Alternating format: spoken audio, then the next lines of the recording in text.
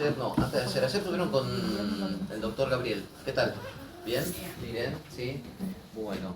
Del otro día nosotros teníamos pendiente un punto que era impuestos fijos, proporcionales y progresivos. ¿Se acuerdan? ¿Bien? ¿Cómo? Contribuciones especiales. Perfecto. Entonces, Una pregunta. consulta. El cronograma dice que es hasta la unidad 11 11. y se supone que hoy sería el último, La última unidad. la última unidad. Sí, que no sé si la vamos a llegar a ver completa. Sí. Todo lo que se dé hasta, bueno, la clase que viene, todo eso entraría al primer parcial. Todo lo que sea hasta la unidad 11, independientemente de hasta cuándo lleguemos. La idea era calculado terminarlo hoy, pero obviamente para ir despacio y poder ver bien, sobre todo para el primer parcial, seguramente lo vamos a terminar la semana que viene, pero abarca la unidad completa. Ok. ¿Ok? No es que fracciona por el día, sino fracciona por la unidad. Sí, sí. Consulta, Pregunte. las tasas y las contribuciones, las dos unidades, Sí, y la unidad 10, o sea, 7, 8, 9 y 10, Sí. no las vimos. por eso, ahora vamos Hoy ver vamos a tasas. ver contribuciones. Tasas también. de ¿Tasas vuelta. también? Sí, Ah, sí, listo. sí, sí, Entonces, sí. Por eso le decía a él que no creo que terminemos con la 11. No, pero no. entra igual. Sí, por eso seguramente entre hoy vamos a empezar y la terminamos de ver la semana que viene, así que no se hagan problema. Igual tienen toda la semana también. Así que bueno, por eso también dejé muchos días entre el corte de tema y el examen, ¿tá? Para que tengan, si no lo ponía el miércoles, pero digo, entre ponerlo el miércoles no tiene sentido, lo paso al máximo de la semana y ya acabamos el viernes, ¿bien? Bueno, bueno, vamos al tema este de los impuestos. Hay... ¿Cómo esto de la semana pasada? ¿Quién escribió esta locura? Del martes. Sí, el martes, pasa demasiado rápido todo.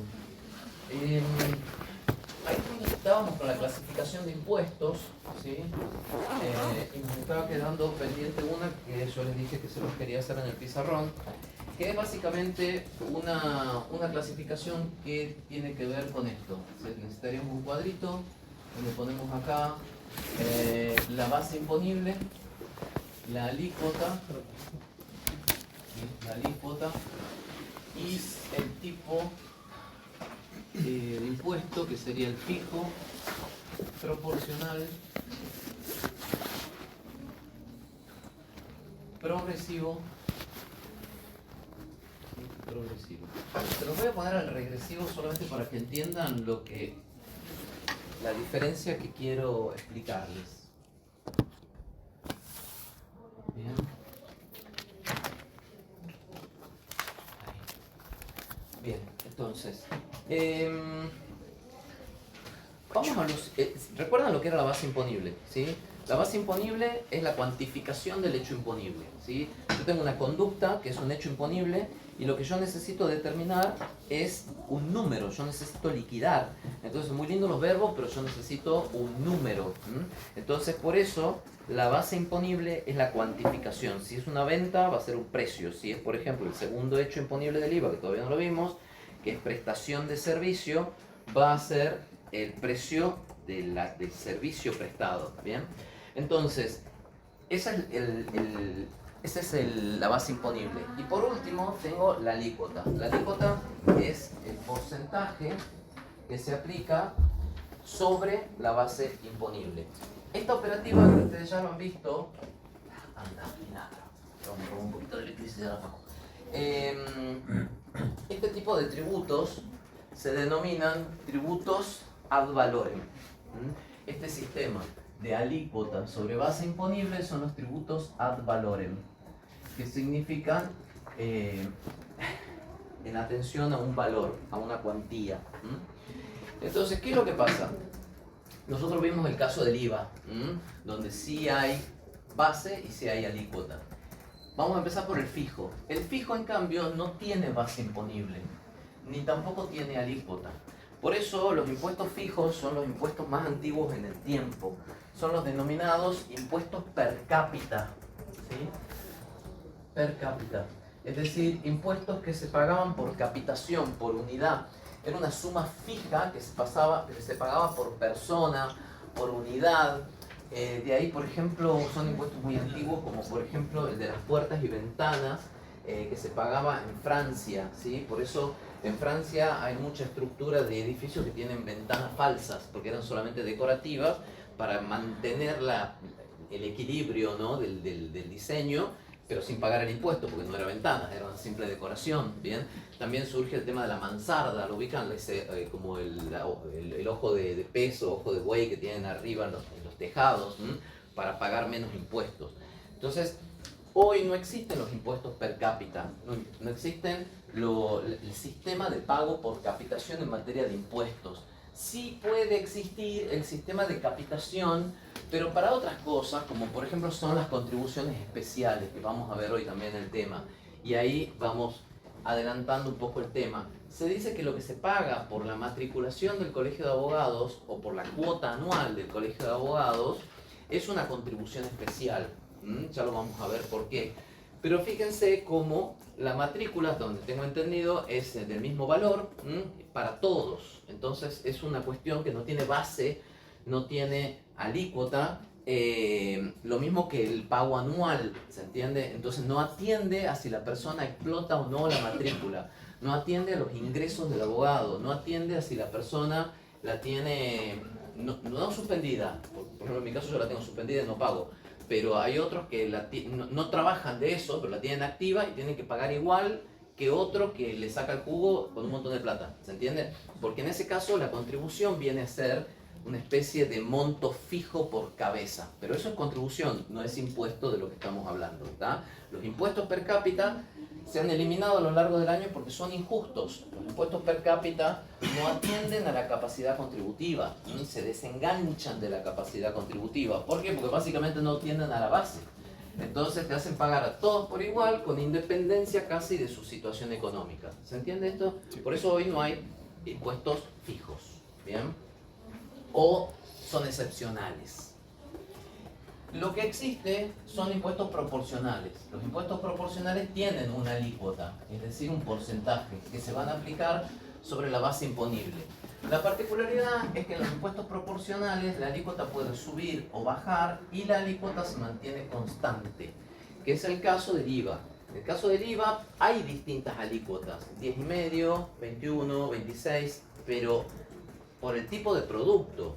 Si vos en cambio ya comprás mercadería en un supermercado y sabés que la alícuota es del 21, con independencia de cuánto compres, es decir, con independencia de si compras poco o si compras mucho, siempre vas a pagar la misma alícuota del 21. Nunca por la cantidad comprada vas a pasar a otra alícuota. En realidad, lo que está grabado, recuerden, es la venta, pero el que paga es el contribuyente. Entonces, independientemente del volumen de la venta, la alícuota se mantiene constante. Por eso es un impuesto proporcional. ¿Estamos de acuerdo? Entonces, una alícuota proporcional significa que la alícuota se mantiene constante independientemente de la variación de la alícuota. Perdón, de la base. Usualmente, la mayoría de los impuestos al consumo son de alícuota proporcional. ¿Bien? Ingresos brutos, IVA, sellos, etc. La mayoría son proporcionales. Ahora, ¿qué es lo que pasa? Los impuestos proporcionales, cuando vos los aplicas a la renta, ¿qué es lo que ocurre? ¿Qué pasaría si todos pagaran la misma alícuota? Supongamos, apliquemos un 15% de alícuota para todo el mundo. ¿Qué les parece de impuesto a las ganancias? Que la parte que menos obtiene de renta va a tener que pagar lo mismo que la que más obtiene. Ya sería... Yo te contestaría, no paga lo mismo, porque si vos tenés mucho pagas el 15 y si tenés poco pagas el 15, son montos distintos. ¿Qué respondes vos?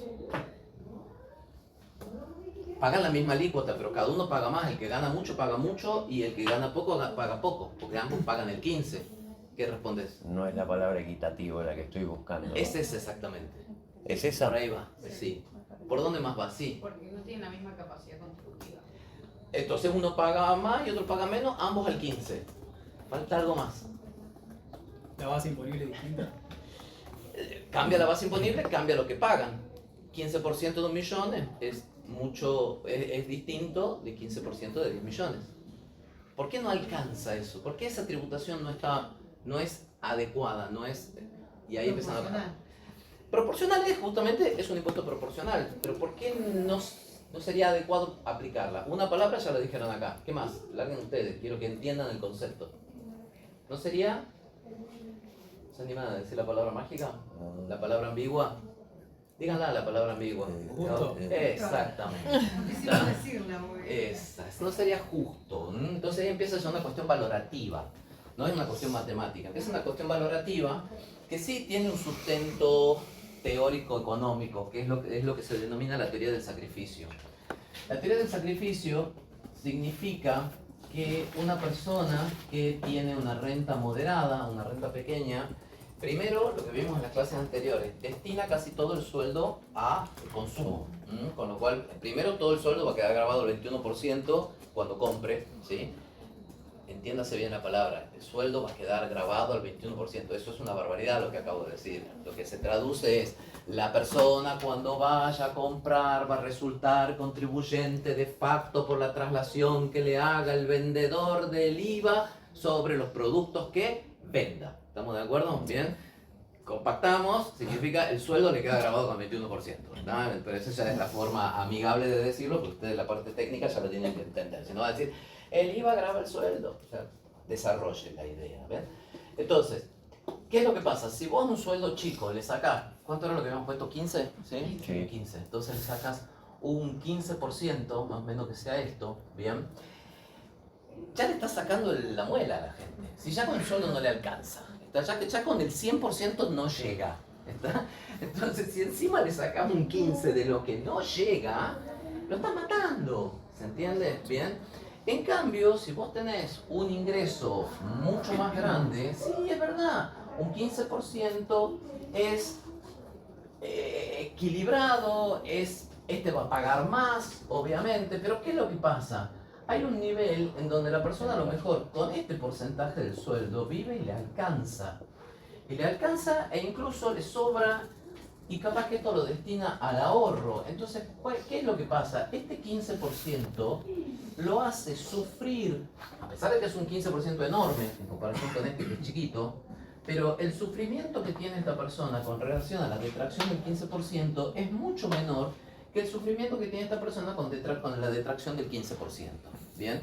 ¿Por qué? Porque usualmente ya queda totalmente satisfecho sus gastos, sus necesidades, todo lo demás. Entonces, no es lo mismo, a ver, lo vamos a decir así más vulgarmente, que te saquen plata que necesitas a plata que a veces ni te acordás que la tenés.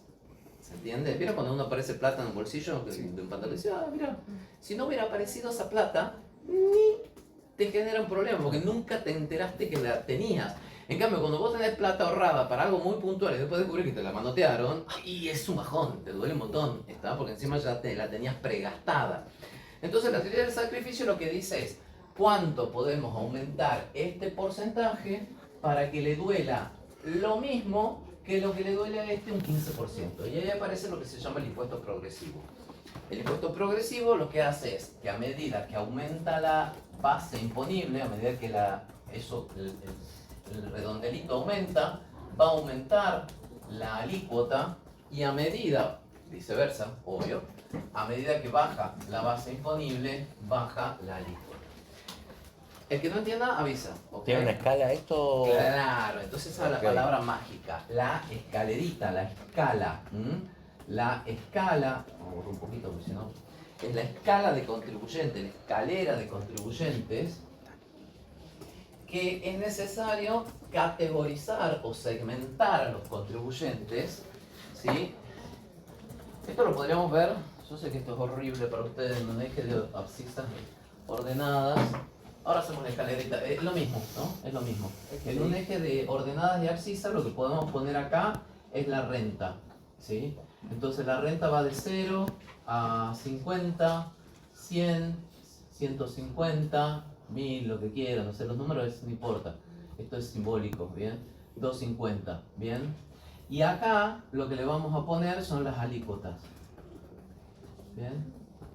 Entonces, las alícuotas podemos poner, no sé, un 5, un 10, un 15, ¿está? Entonces, ¿qué hacemos? Con 0 pesos, desde 0 pesos hasta 50 pesos, ¿sí? Toda esta parte tributa al 5%. Vamos a ponerlo así para que se entienda más. Al 5%. 5, 10, 10, 15, 20. ¿Bien? Entonces, Después, ¿qué tenemos? De 50 a 100, ¿sí? Vamos a tributar al 10. De 100 a 150 al 15. De 150 a 200 al 20. ¿Tá? Entonces, lo que va a quedar, estos son las escaleritas, ¿sí? De contribuyentes. Que si le borramos las otras de acá, nos queda como la escalerita. ¿Bien? Entonces, ¿qué es lo que pasa? Un contribuyente que gana de 0 a 50, con 0 obviamente 0 por 0, 0, pero sería de 1, ¿no? Perdón, mala mía. De 1, obviamente que esto no es así, porque acá aparece después con el tiempo y con los principios de equidad, ¿cómo se llama lo que aparece en impuesto a las ganancias como ese segmento que no se cobra? El MNI, ¿cómo se llama?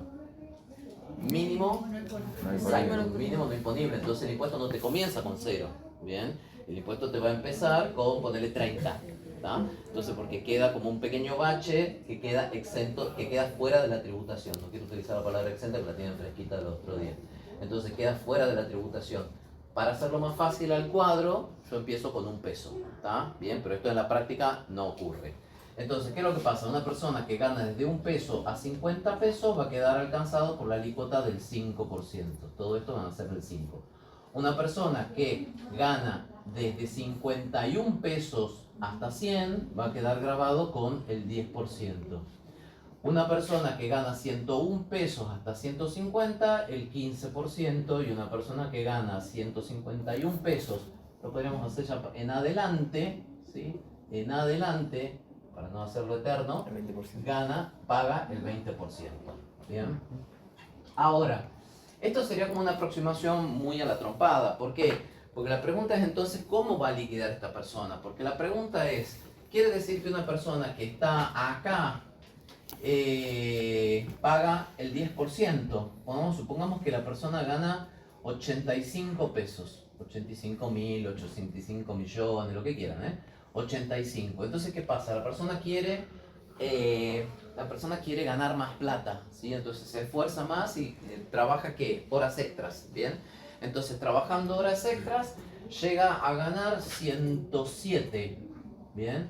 Claro, pero ¿qué pasa? Si llega a ganar 107, la alícuota que le corresponde es del 15%. Si vos aplicas 15% sobre 107, te da menos que el 10 sobre 85. Claro. O sea que el tipo, la mina se rompe el traste trabajando y gana menos que antes. Entonces eso es el problema de lo que se llaman contribuyentes fronterizos, ¿está? Que a veces se mantienen en el borde y prefieren no ganar más, hasta tanto no ganan, por ejemplo, el doble o ganan un monto suficientemente alto como para que el nuevo impuesto los absorba a ese impacto y sigan siendo positivo el aumento de sueldos, ¿se entiende? Entonces, ¿qué ocurre? Ahí se empiezan a inventar distintos sistemas.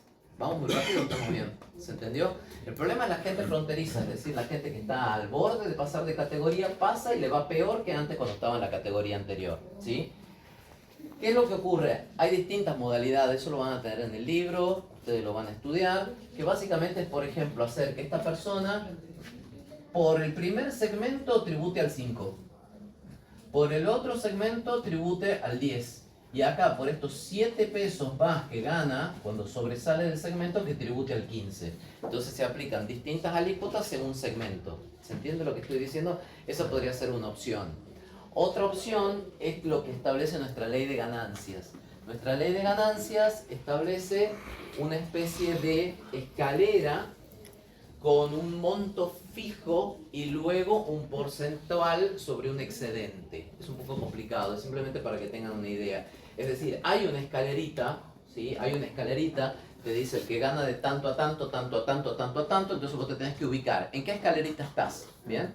Te ubicas en ese renglón y te dice, vos tenés que pagar tanto más el 5% o tanto por ciento sobre el excedente de tal monto.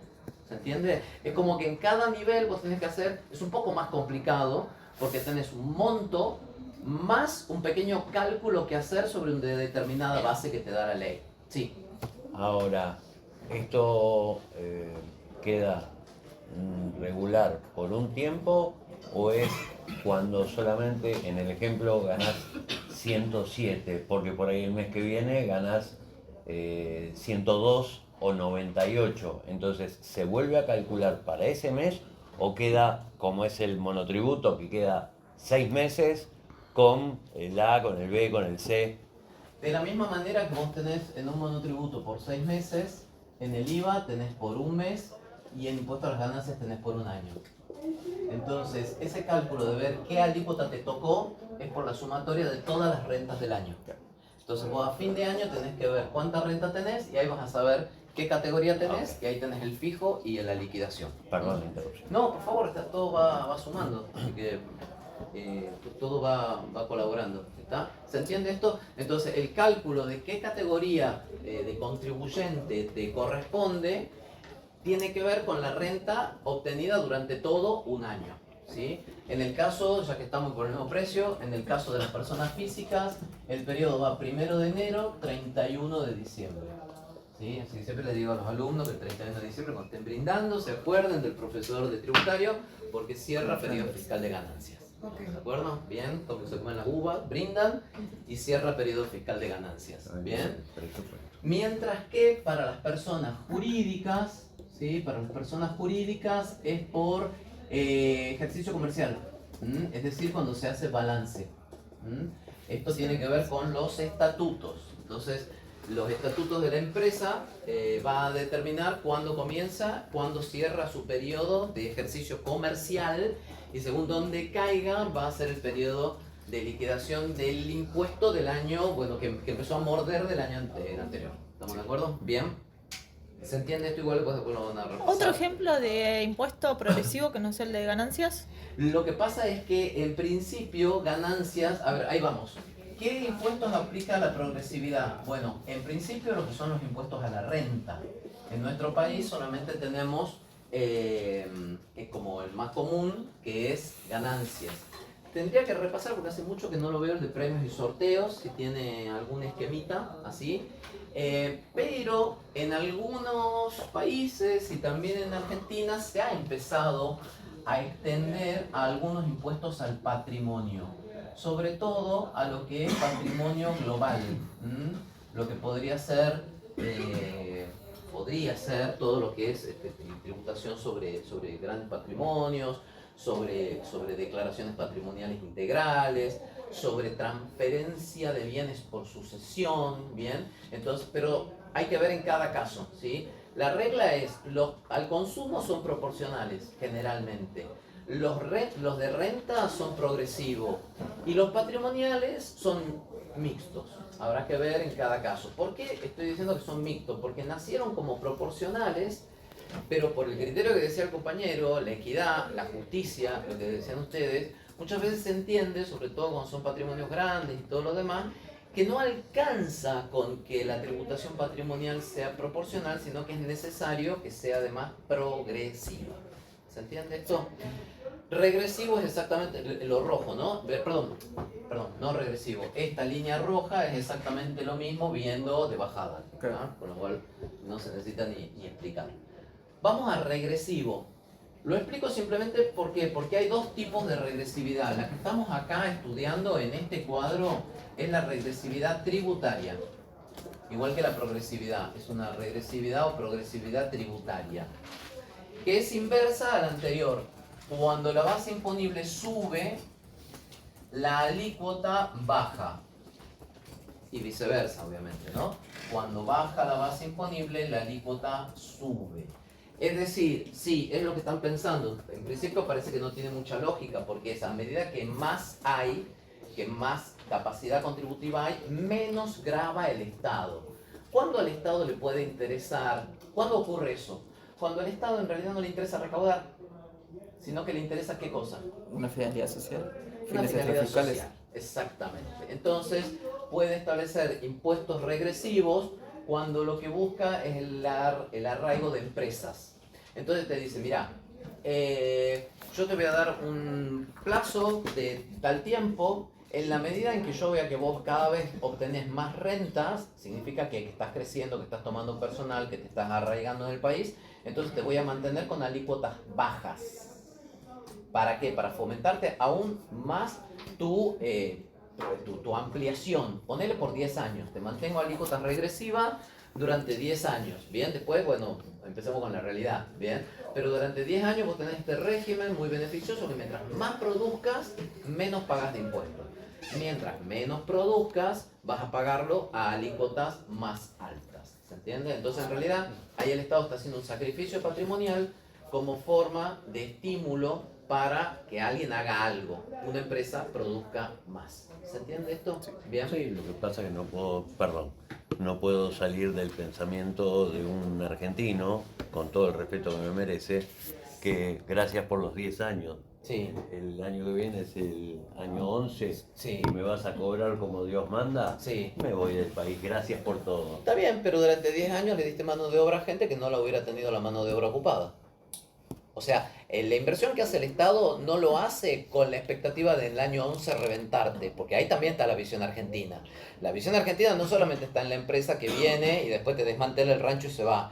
La visión argentina es, yo te doy este beneficio, al año 10 y un minuto te reviento con impuestos. ¿Está? Te cambio el sistema tributario, te cambio las alículas, te quemo la cabeza. ¿Entendés? Entonces también aquí se junta el hambre y la gana de comer en nuestro país. Se juntan los empresarios que son más rápidos que el viento y los gobernantes que son, ya sabemos, ¿está? Entonces se juntan dos cosas que uno es más bravo que el otro. Entonces, si vos tenés en cambio, y aparte, ¿qué es lo que pasa? Vos al empresario no le podés pedir caridad, para eso están las hermanas descalzas del Santo Cristo, ¿está? El empresario va y el tipo viene a sacar plata. Lo que el Estado tiene que estar es controlándolo para ver cómo saca la guita, ¿sí? Cómo hace la plata, cómo cumple las leyes laborales, cómo paga en términos, cómo respeta las leyes. No, regulando. Regulando, controlando y castigando. Pero vos no le puedes pedir a la empresa que haga caridad. Esa no es la función de la empresa. La empresa es para llenarse de plata y también para que beneficie a la comunidad, para que beneficie el trabajo. ¿Está? Entonces, si vos decís que la empresa contamina, no la habilites.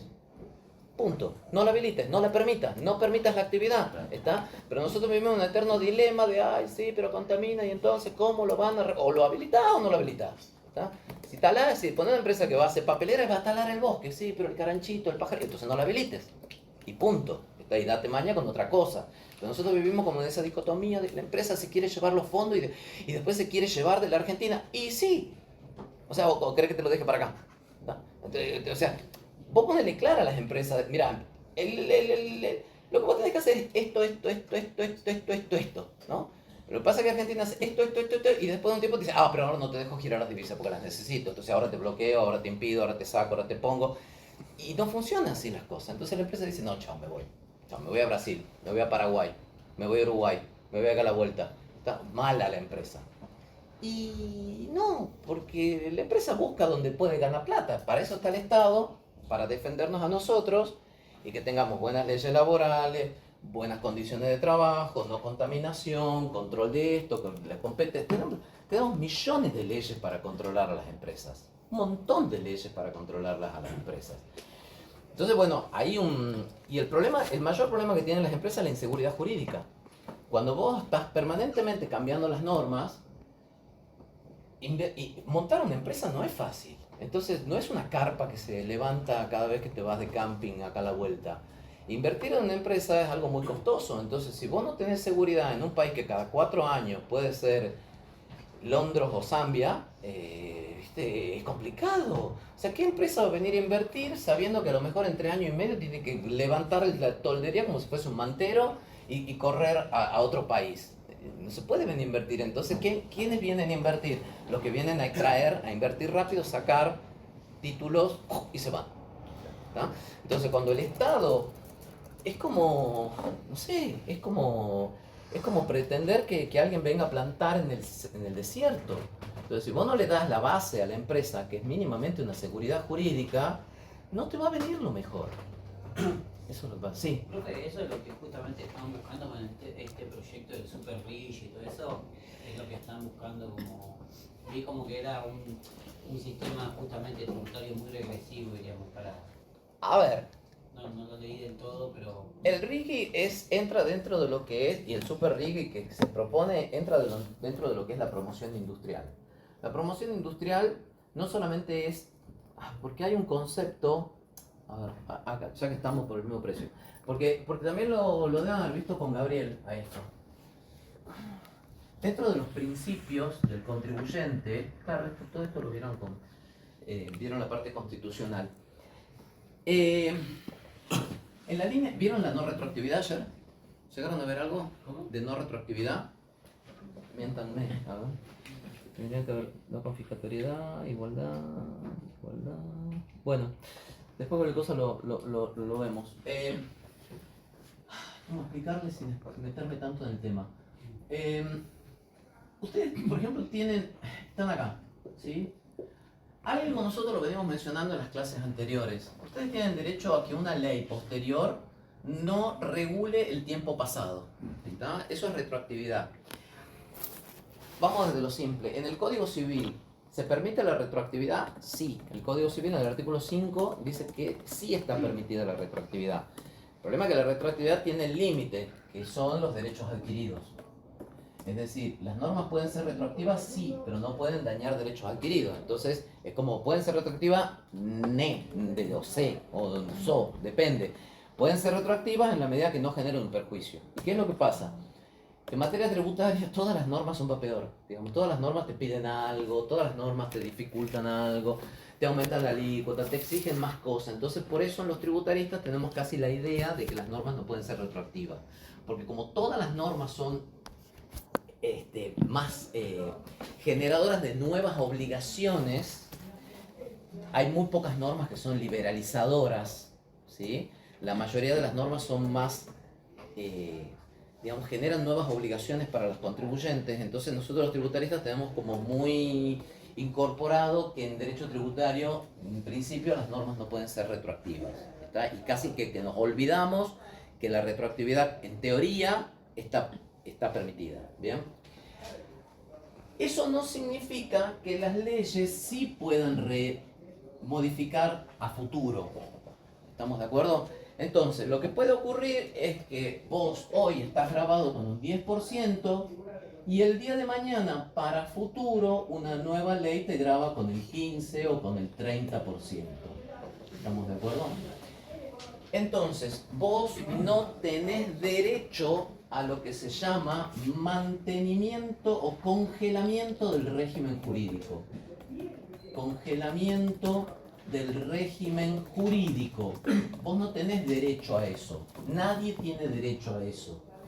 Se lo puede ver tanto desde el punto de vista del derecho administrativo, perdón, esto es desde el punto de vista tributario, pero si lo vemos desde el punto de vista del derecho administrativo, no sé si vieron el fallo de la estación de servicio, ¿se acuerdan? ¿Ya vieron el administrativo? ¿Sí? El tema creo que es Motor 11 o una cosa así, de la estación de servicio que le revocan la habilitación para funcionar como estación de servicio. ¿La vieron ese fallo? Que es la revocación por oportunidad, mérito y conveniencia y cómo se indemniza. Bueno, el Estado puede, incluso una actividad que estaba permitida, puede prohibirla, ¿sí? Y en ese caso, sí, te va a indemnizar por el daño emergente. Ahí me acordé. Ese fallo se da para responsabilidad del Estado y limitación de la indemnización por daño emergente, no por lucro cesante.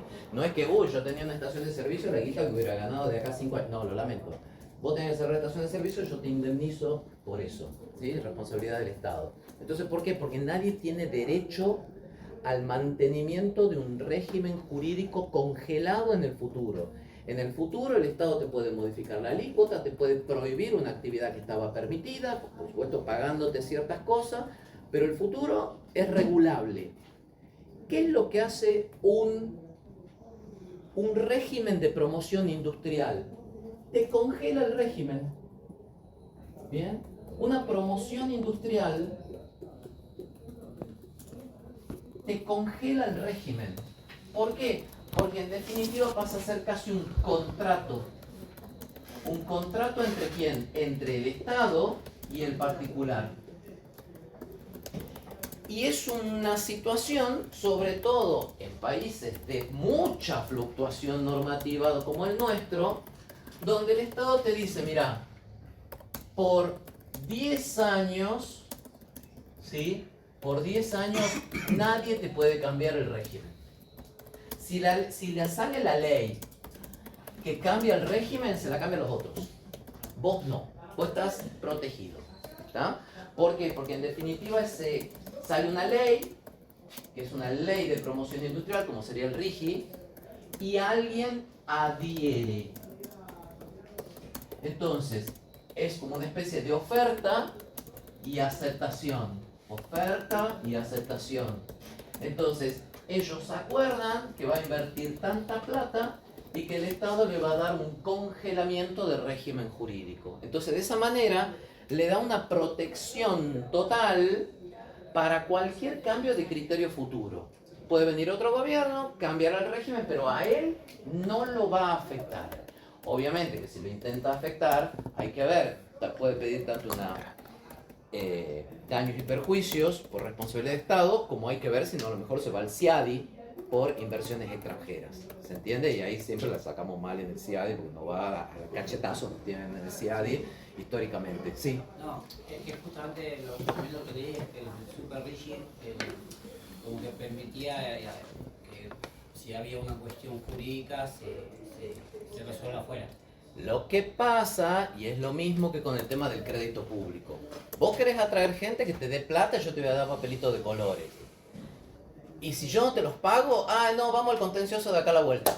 ¿Está? Y el contencioso de acá a la vuelta va a decir, no, la crisis en Latinoamérica, que qué sé yo, y se va a lavar las manos del Poder Judicial. ¿Vos te crees que la gente, ya sabe la gente, el cuentito del lobo, ¿se acuerdan de Pedrito del Lobo? Viene el lobo, viene el lobo. Y la gente decía, uy, viene el lobo, qué sé yo. Pero ya la gente sabe que no viene el lobo. Entonces la gente sabe que si tiene que ir a litigar al contencioso administrativo, va a terminar 42 años en el proceso y después te van a dar 2 pesos con 20. Si no, pregúntenle a la gente del corralito. Si digo mal, pregúntenle a la gente del corralito. ¿Estamos de acuerdo? Bien. A los que sobrevivieron al corralito, porque el resto se murió de pena, de angustia, de enfermedades, de nervios, de infartos, de todo. ¿Está? O sea, el corralito fue algo que mató gente en la sociedad. ¿Está? Porque a una persona de 80 años, de 70 años, vos le quitas los ahorros de toda su vida, se muere. Porque esa persona tenía pensado pasárselo a su hijo, o era el esfuerzo de años, que de repente es así. ¿Estamos de acuerdo? Entonces, ¿La Corte no indemnizó de alguna manera? 1.40 más ser, corazón, y a llorar a la Virgen de Lourdes. Porque en esa época los juzgados estaban repletos de... Teoría del esfuerzo compartido. Acá hay que colaborar con el sistema bancario para que no colapse. ¿Está? Entonces, con todos esos antecedentes, ¿vos te crees que va a venir un BlackRock a comprarte bonos y que después le digan teoría del esfuerzo compartido? ¿Está? ¿Vos te crees que va a venir alguien a invertir 2 pesos con 20 para que después le digan, no, lo que pasa es que la empresa tiene que colaborar con el pueblo argentino? No, directamente van al CIADI. Está bien, hay gente que dice, ay, pues estamos entregando las... Bueno, no lo entreguen. Fíjate quién viene. No lo entreguen. Pone acá que el juzgado que corre... Pongan, como en los contratos de alquiler, ¿viste? Cualquier conflicto se litigará por la justicia ordinaria federal de la capital federal. Y esperen sentado a ver quién te viene a invertir y quién te compra bonos. No entreguen la soberanía. Está pésimo entregar la soberanía jurídica de Argentina. No la entreguen. No lo hagan. Y espera a ver quién te viene a tocar el timbre al kiosco a comprarte galleta. Entonces, es fácil desgarrarse las vestiduras y decir, están entregando la soberanía. No digo que esté bien ni mal tomar deuda. Son otras cosas. Y no hablo de este gobierno, hablo de cualquier otro gobierno que fija jurisdicción extranjera. La pregunta es, ¿por qué se fija jurisdicción extranjera? Porque si no, no tenés cliente. Nadie va a invertir en un país que tiene una historia de default continuado y de una jurisprudencia totalmente fluctuante en sus tribunales. La Corte dice una cosa, 5 años después la Corte se cambia, dice otra cosa. Va para acá, va para allá. Depende, toca, la suerte loca. Y un inversor no puede estar con esas variantes de la jurisdicción de un país. Necesita una coherencia. ¿Está? Me parece pésimo que un país entregue su jurisdicción a tribunales internacionales. No lo hagan. Listo. Son todos felices. ¿O no? Quieren que vengan. Bueno, no se puede todo. No se puede la chancha, los chanchitos, el jamoncito, todo que vengan. Que no quieren perder ellos el poder de decisión en ese sentido. Te saco, te doy, te pongo impuesto, porque están acostumbrados a manejar una cantidad de dinero. La necesidad tiene cara de hereje. ¿Por qué la gente va a pedir ¿por qué va a pedir la gente el préstamo acá si sabe que son medio tranza esto de acá de la vuelta? Y si no le pagás va a aparecer el caniche estoy ahorcado. Porque no tenés otro lugar. Entonces, ¿por qué terminás transfiriendo la soberanía de un país? Porque ya no tenés más dónde a pedir. ¿Se entiende? Entonces, ¿la culpa de quién es? Del otro malo que viene a... Del empresario. Claro, del malo que viene. Del malo. Claro, el malo. El malo que no acepta la jurisdicción del contencioso Tiene que dejar administrativo de la acá de Talcahuano a la vuelta. Claro, ese es el malo. Déjenlo en paz, no lo busquen al malo. Es como, tengo pareja tóxica. Bueno, déjalo. No, pero es que es re mala persona. Déjalo. ¿Estamos de acuerdo? ¿Bien? No, bueno, entonces el problema es siempre del otro. ¿Qué hace entonces el régimen de congelamiento? Te da como una seguridad total para determinada cantidad de años. Como régimen está fantástico. Ahora, vos me preguntás por el RIGI, qué sé yo, no sé. ¿Por qué? Porque de ahí esta es la parte teórica, ¿está? De la teoría, el hecho, eso para otra clase, ¿está? ¿Por qué? Porque se habla de que las críticas que se le hacen, plazos demasiado excesivos. El plazo en realidad tendría que estar proporcional a la actividad. Si vos me haces una actividad forestal, que hasta que crezca el árbol necesitas una, ¿está? Pero si me haces una inversión que por ahí es más rápida, necesita tantos años, tema 1. Tema 2, ¿de qué congelamiento de régimen le estás dando? ¿Qué beneficio? ¿A qué porcentaje? ¿A cero? ¿A nulo? ¿A todo? ¿De qué impuesto? ¿Con qué inversión? ¿Quién te controla? ¿Qué dicen las clases?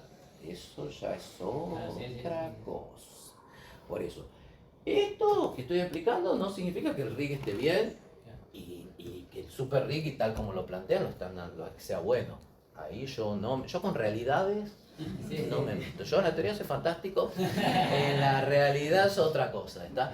Habrá que analizarlo caso por caso, o sea, quiénes son los intereses, si las leyes tienen nombre y apellido, es otra cosa. Como metodología de seguridad jurídica para inversiones que son a veces riesgosas o para países que han tenido historia de movilidad muy rápida de su legislación, un régimen de promoción industrial, llámese como se llame, porque esto engloba todo lo que es el régimen. Es lo mismo que, por ejemplo, el municipio de... ¿Vieron dónde está el parque industrial? Creo que es el de... No es el de Lomas de Zamora, es el de Almirante Brown. Bueno, que dice, venga y no pague por 10 años ingresos brutos. Bueno, es lo mismo, o sea, todo engloba por el régimen de promoción industrial. Instrumento útil, buenísimo. ¿Cómo se ejecuta? Otra cosa. ¿Estamos de acuerdo? Son dos cosas distintas. ¿Bien?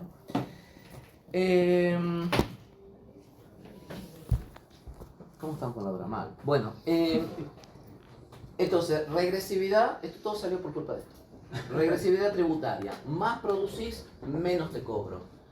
Menos producís, más te cobro como forma de estímulo. ¿Bien? Pero hay otra interpretación que a veces es la que más van a encontrar en los libros, que es la regresividad económica.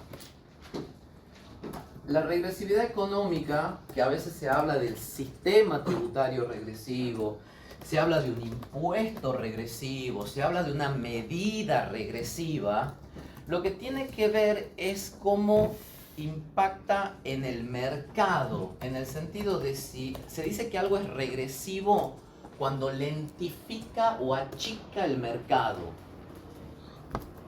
Entonces, regresivo es cuando algo achica o lentifica el mercado. Por eso suele decirse que el IVA es regresivo y que todos los impuestos al consumo son regresivos.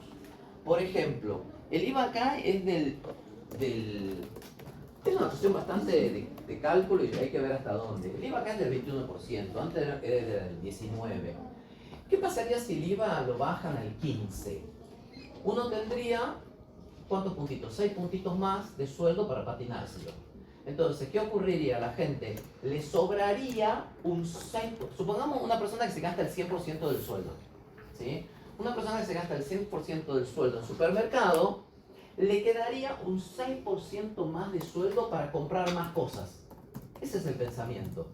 Por lo tanto, si la gente lleva una botella de gaseosa, tal vez se llevaría 2. Entonces, como ahora no se puede llevar 2, porque le alcanza para 1, el IVA es regresivo. ¿Se entiende? Porque achica el mercado. La gente gasta menos, la gente puede comprar menos, lentifica el mercado. Uno a veces, por eso política de este gobierno es, la gente no compra porque las cosas son muy caras, entonces le saquemos impuestos para abaratar el costo y de esa manera evitar un sistema tributario regresivo. ¿Por qué es regresivo? Porque la gente se puede comprar una cosa cada tanto, en cambio no puede gozar de las nieves de los países consumistas, cosas así, ¿está? Y está buenísimo y a todo el mundo le encantaría ser un país consumista. Por eso la gente viaja a Estados Unidos y trae cosas, hasta muñecos de peluche, cosas que no necesita, porque lo ve y lo quiere. La gente es consumista, la gente compra. Y nosotros no somos consumistas porque no nos da la plata. Pero si nosotros nos diera la plata, estaríamos envueltos en cosas brillosas. Es así. Los labubos, los termitos, el muñequito, lo que sea. Está, porque sobre todo con la sociedad mundial que hay, está es otra clase, ¿bien? Pero nosotros, a ver, nosotros contaminamos poco porque le sacamos el jugo a las cosas a morir. Yo no conozco a nadie que diga, ay, esta ropa está fuera de temporada y la tira así en el tacho de la basura. Macana. Pasa del primo al sobrino, del tío al abuelo y ya cuando está deshilachada No lo dejamos en la vereda. pasa a ser repasador y del repasador pasa a ser trapo de piso y del trapo de piso pasa a ser, ya se desintegra. Entonces nosotros somos una sociedad que no contamina porque le damos vuelta a la cosa hasta lo último, ¿verdad? Y por eso decimos, sí, Estados Unidos es un país contaminante. En el fondo decimos, ay, si pudiéramos, en el fondo, ¿verdad? No sé, lo digo yo, me hago cargo yo, pero en el fondo es todo lo mismo. Es fácil decir, no, yo no robo. ¿Y vos administrás fondos públicos? No. Qué peor. Yo no robaría. ¿Vos administrás fondos públicos? No. Cuando administres los fondos públicos, tomamos un café de vuelta. Cuando te ofrezcan 2 millones. Y cuando te amenacen de que si no entras en la vuelta, ahí también te quiero ver. Ahí tomamos 2 cafés, uno para cada uno, ¿está? Pero la gente ni maneja, ni tiene responsabilidad, ni hace nada, y yo no haría eso. No me ves la aureola acá en la cabeza que soy un santo. Y es tan fácil hablar, pero bueno, qué sé yo. O sea, bueno, en fin. Bien. ¿Qué más? ¿Qué teníamos pendiente? Vamos con las tasas. Con esto ya termina. ¿Se entiende entonces lo que es regresividad económica? Esto es lo que más común van a ver. Esto es lo más común que van a ver. Esta regresividad tributaria que les expliqué acá, medio como que olvídense de esta. Está para que no se confundan. Cuando vean regresividad, siempre va a estar vinculado a los impuestos al consumo, a poder comprar más, a que el impuesto lentifica la economía, etc. ¿Está? Pero bueno, si no lo daba así, no se entiende. ¿Preguntas? ¿Estamos bien? Esto estaría dentro de las contribuciones especiales que vimos ahora, ¿no? No, esto es clasificación de impuestos. Esto es punto 1, medio como al final. Después ustedes ven la parte de progresividad por escala, por escalón, si no, no llegamos. ¿Sí? Vamos a las tasas, puntualmente. Algo igual ya estuvimos anticipando del tema de las tasas. Vamos a avanzar un poquito más. Les dije que es dentro de todo simple, aparte del tema, hay cosas que no lo vemos ya. Y hacemos un corte y seguimos después con la otra parte. Para entender esto, repasamos entonces por 28ª vez más. Un tributo es una prestación de tipo pecuniaria debida por un sujeto pasivo denominado contribuyente a favor de un sujeto pasivo activo denominado fisco, en virtud de una relación jurídica tributaria fundada en ley. ¿Bien? Entonces, una vez que tenemos la definición de tributo, lo que va a ser el elemento diferenciador entre lo que es una y otra especie es la contraprestación. Contraprestación. Entonces, la contraprestación, en el caso de los impuestos, no existe. ¿Bien? En el caso de las tasas, la contraprestación es un servicio que puede ser del Estado o no. Y en el caso de las contribuciones especiales, es una especial actividad que genera un beneficio. Creo que hasta ahí más o menos habíamos llegado a analizar. Bien. Vamos a avanzar un poquito entonces con respecto a las tasas. La tasa... A ver, vamos a estudiar primero la teoría y después vamos a ver un poco la realidad argentina y la realidad doctrinaria también argentina. El impuesto se cobra porque el Estado necesita recursos. ¿Para qué? Para brindar un montón de servicios, ¿sí? con el impuesto se financian un montón de servicios públicos que son uti singuli y uti universi. Recuerden esto, uti singuli es aquel servicio que se individualiza en un sujeto puntual. Bien. Mientras que uti universi es indivisible. Bien. Esto lo tienen, por ejemplo, vimos lo que es ejército, poder legislativo, seguridad de fronteras, sanidad pública en el sentido de prevención de enfermedades, control del dengue, todo lo que es vacuna, a mi criterio esto último, lo que es vacunación de enfermedades contagiosas. Si vos vacunas a un chiquito contra una enfermedad como la rubiola, el beneficiario del chiquito sí, pero también yo, porque no sé cómo estaré con las defensas, ¿está? Entonces, en realidad, todo lo que es enfermedad contagiosa es un beneficio para la comunidad. Creo que también lo sería la obligatoriedad y gratuidad de vacunar perros contra la rabia. ¿Por qué? Porque el bicho no se va a morir, pero si me muerde yo tampoco, ¿se entiende?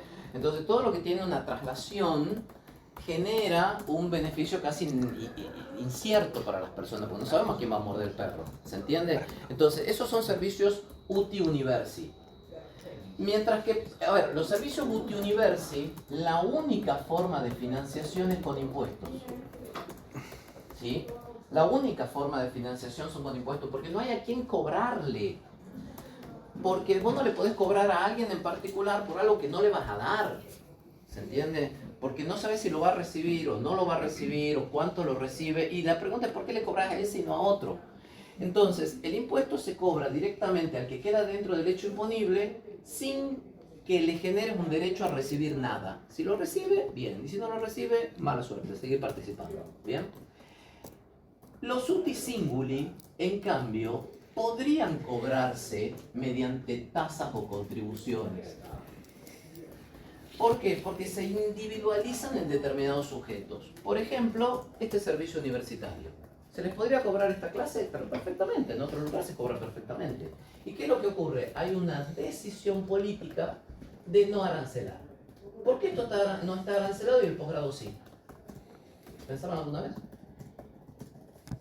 Porque quiere obtener recursos. ¿Por qué? Porque quiere obtener recursos de algún lado, ya que la educación es pública. Sí, bueno, sí, buena lógica, pero ¿por qué si yo tengo, o no, por qué tengo derecho a la educación universitaria y no a la de posgrado gratuita? Porque implica una especialización que ya se supone que vos ya vas a estar en un rango que lo vas a poder pagar. Presupone una... Acá dentro de esta aula hay un montón de gente que podría pagar. Primero me aseguro el primer titular. Dentro de esta aula hay un montón de gente que viene de colegios súper caros y que lo vienen desde jardín de infantes pagando. Y eligieron venir a la UBA por la educación, podrían pagar 4 veces la cuota de la UBA. Y sin embargo, no se les cobra.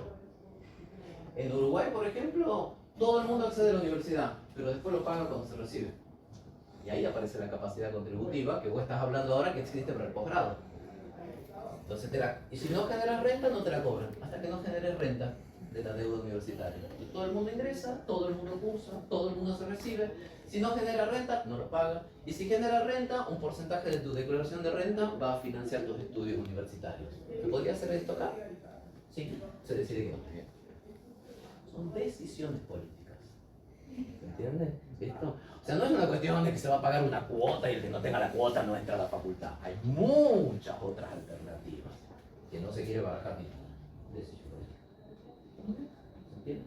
Decisiones políticas. Decisiones políticas que, bueno, traen sus consecuencias, obviamente. ¿Bien? Servicios sanitarios. Se discutió largamente este tema. Hay servicios sanitarios como, por ejemplo, el terreno de una muela. Es un disínguli. Se individualiza a la persona que la recibe, ¿o no? ¿Se puede cobrar? Sí. ¿Se decide que se cobra? No. El año pasado, el anteaño, estuvimos matando con el tema de si se cobraba a los extranjeros o no. ¿Se acuerdan con el tema? Se cobra, que sí, que no, que esto, que este otro, que sí, que no, que vení para acá, que vení para allá, que se lo empezó. Y él deja claro que son decisiones políticas. A lo que a mí me interesa que entiendan es que no hay un impedimento técnico para cobrar ciertos uti singuli. ¿Se entiende? sino que hay decisiones políticas de que van a ser entregados en gratuidad, y se van a financiar con impuestos. Eso es lo único que a mí me interesa desde el punto de vista técnico tributario. Después, ¿por qué sí? ¿Por qué no? Si de los extranjeros, mátense ustedes. O sea, es una cuestión mixta. A mí me interesa que entiendan la parte técnica. ¿Estamos de acuerdo? Después, que sí, no, que entra, que no entra, que se arancela, que no se arancela, de esta otra cosa. ¿Bien? Porque generalmente esto se enseña todo revuelto, ¿está? Porque se mezcla la política con la técnica, y son dos cosas distintas. O sea, una cosa es maneja un auto y otra cosa dónde vas. Son dos cosas distintas. ¿No? Lo que la Corte dice en compañía química, que es el fallito, que ahora les tiro el número, compañía química contra Municipalidad de San Miguel de Tucumán, ¿dónde anda? Fallo 10 en el orden. Lo que la Corte te dice es que vos no podés aplicar, financiar UTI Universi mediante tasas o contribuciones. ¿Por qué? Porque vos no tenés sujetos individualizados.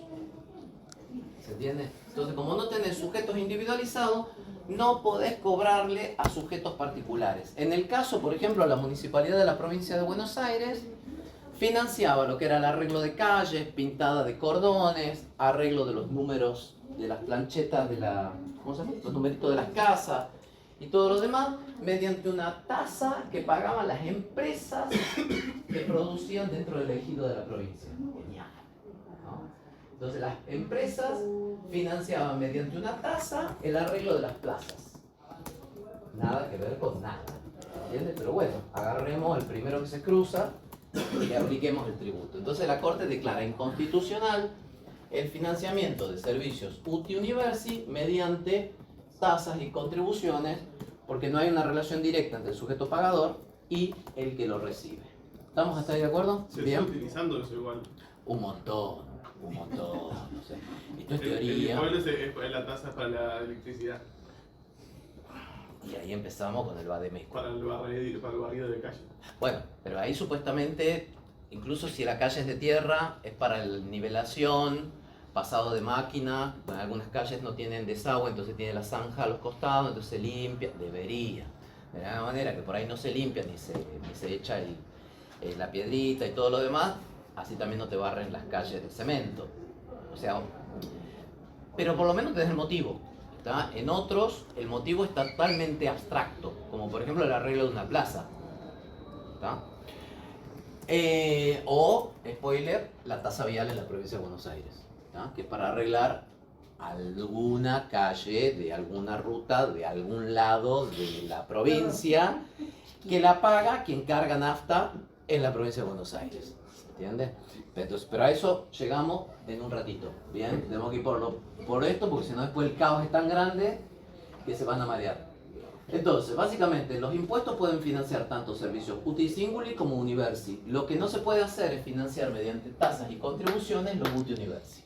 Bien, hay muchos UTI Singuli que en vez de financiarse con tasas y contribuciones, el Estado decide financiarlos con impuestos y por lo tanto son gratuitos. ¿Estamos de acuerdo? Esa idea quedó clara. Bien, esto va cambiando de política en política, cuál sí, cuál no, eso es otra cosa. Vamos propiamente ahora a la tasa. La tasa no busca, como los impuestos, recaudar en forma general. La tasa no busca llevar fondos al erario público a tontas y a locas. Como aumentó la recaudación tributaria, buenísimo, entonces ahora vamos a poder hacer tal cosa. O sea, se aumenta la recaudación, no sé, podremos dar más becas, esto, otro, aumentar el sueldo, lo que sea. No, la tasa no funciona así. La tasa está concebida como forma de financiar el servicio que le da motivo a la existencia. ¿Está? Yo te presto un servicio y en vez de hacerlo soportar con rentas generales y entregarlo en condición gratuita, yo te voy a cobrar algo a vos para que yo quede patapatero. Si yo gasto 100 en la tasa, en brindarle la tasa a todo el barrio, trato de recaudar el monto que a mí me genera el gasto de la prestación de servicio. ¿Se entiende esto? ¿Bien? Por ahí puedo apartar, eso se llama determinación del costo. Entonces, yo lo que la tasa hace es recuperar el costo del servicio. El costo no es algo tan sencillo porque existe lo que se llama el costo directo, pero también hay un costo indirecto. Se lo voy a hacer sencillo porque a su vez se subdivide. Pero el costo directo, por ejemplo, en la tasa de agua, ¿qué es? Purificar el agua. Entonces, en el caso de la tasa de iluminación pública, y generar o comprar la electricidad, ¿sí? También ahí se suma, o sea, todo lo que es insumo y todo lo que es mantenimiento. Bien. Pero también tiene gastos indirectos. En su momento, los servicios públicos, incluso hasta el día de hoy en algunos lados, se siguen enviando con boleta de papel. Entonces hay que pagar la boleta, la impresión, la liquidación. Hay que pagarle a los abogados que hacen el cobro ejecutivo, ¿tá? Entonces hay muchos gastos administrativos. Entonces esos no son gastos propiamente de la prestación del servicio, pero sí tienen que ver con el global para que el servicio exista. Además hay otros gastos que están dados por la ampliación del servicio. Por ejemplo, tiene agua un barrio y hay que llevar el agua a otro barrio. ¿Y de dónde sacamos la plata? Bueno, la puede poner el Estado, pero también la puedo ir haciendo que el esfuerzo no sea del Estado, sino de los que ya tienen agua para que financien a los que no, y después esos quedan dentro del grupo para financiar a otro barrio. ¿Se entiende? Y también el mejoramiento. El mejoramiento tiene que ver, ¿se acuerdan cuando había, no me acuerdo bien los nombres, pero la luz esa amarilla en la calle y después pasaron a la luz blanca? ¿Se acuerdan de eso? ¿Sí? Que era todo amarillo, amarillo rojizo, ¿se acuerdan? Ah, unos bichos así enormes. Eso, y los sapos estaban felices, ¿sí? Sí, los Sí. Y no sé cómo se llama, incandescente, y el otro se llama de luz de no sé qué cosa.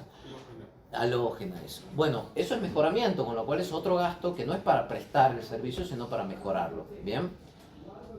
Entonces, ¿qué es lo que puede ocurrir? Que se pueda cobrar un poco más que el costo. Bien, en definitiva el costo se termina como ampliando. Ya hacemos el corte antes de que muera. Pero ¿qué es lo que pasa? En compañía química, la Corte lo que dijo es que también puede haber un razonable apartamiento del costo. ¿Qué significa razonable apartamiento? Que puedo cobrar incluso, más allá de estos conceptos, puedo cobrar un poco más o un poco menos. ¿Por qué?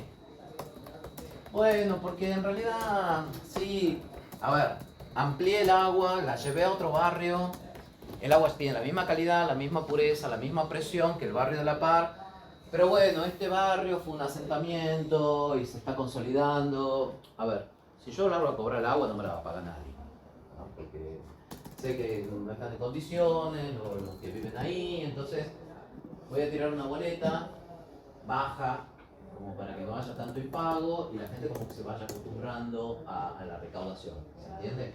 Entonces voy a cobrar menos del costo. ¿Por qué? Por un criterio de capacidad contributiva. Entonces me aparto del costo en atención a la capacidad contributiva de la persona en menos. O veo que es una prestación de servicio en microcentro, donde hay muchas empresas, donde hay mucha actividad comercial, donde sé que las personas que viven ahí no viven del sueldo, sino que viven de lucros, son entidades bancarias, son oficinas, son personas jurídicas que las descargan en sus declaraciones. Entonces puedo recaudar un poco más, puedo apartarme del costo en más. ¿Estamos de acuerdo? Entonces, regla número 1, la tasa se crea, el único sentido de que exista una tasa es para que se preste un servicio. Por lo tanto, la tasa lo que hace es recuperar el costo de la prestación del servicio y servicios complementarios. Pero también puedo cobrar más del costo o menos del costo. Esto la Corte lo llama razonable apartamiento.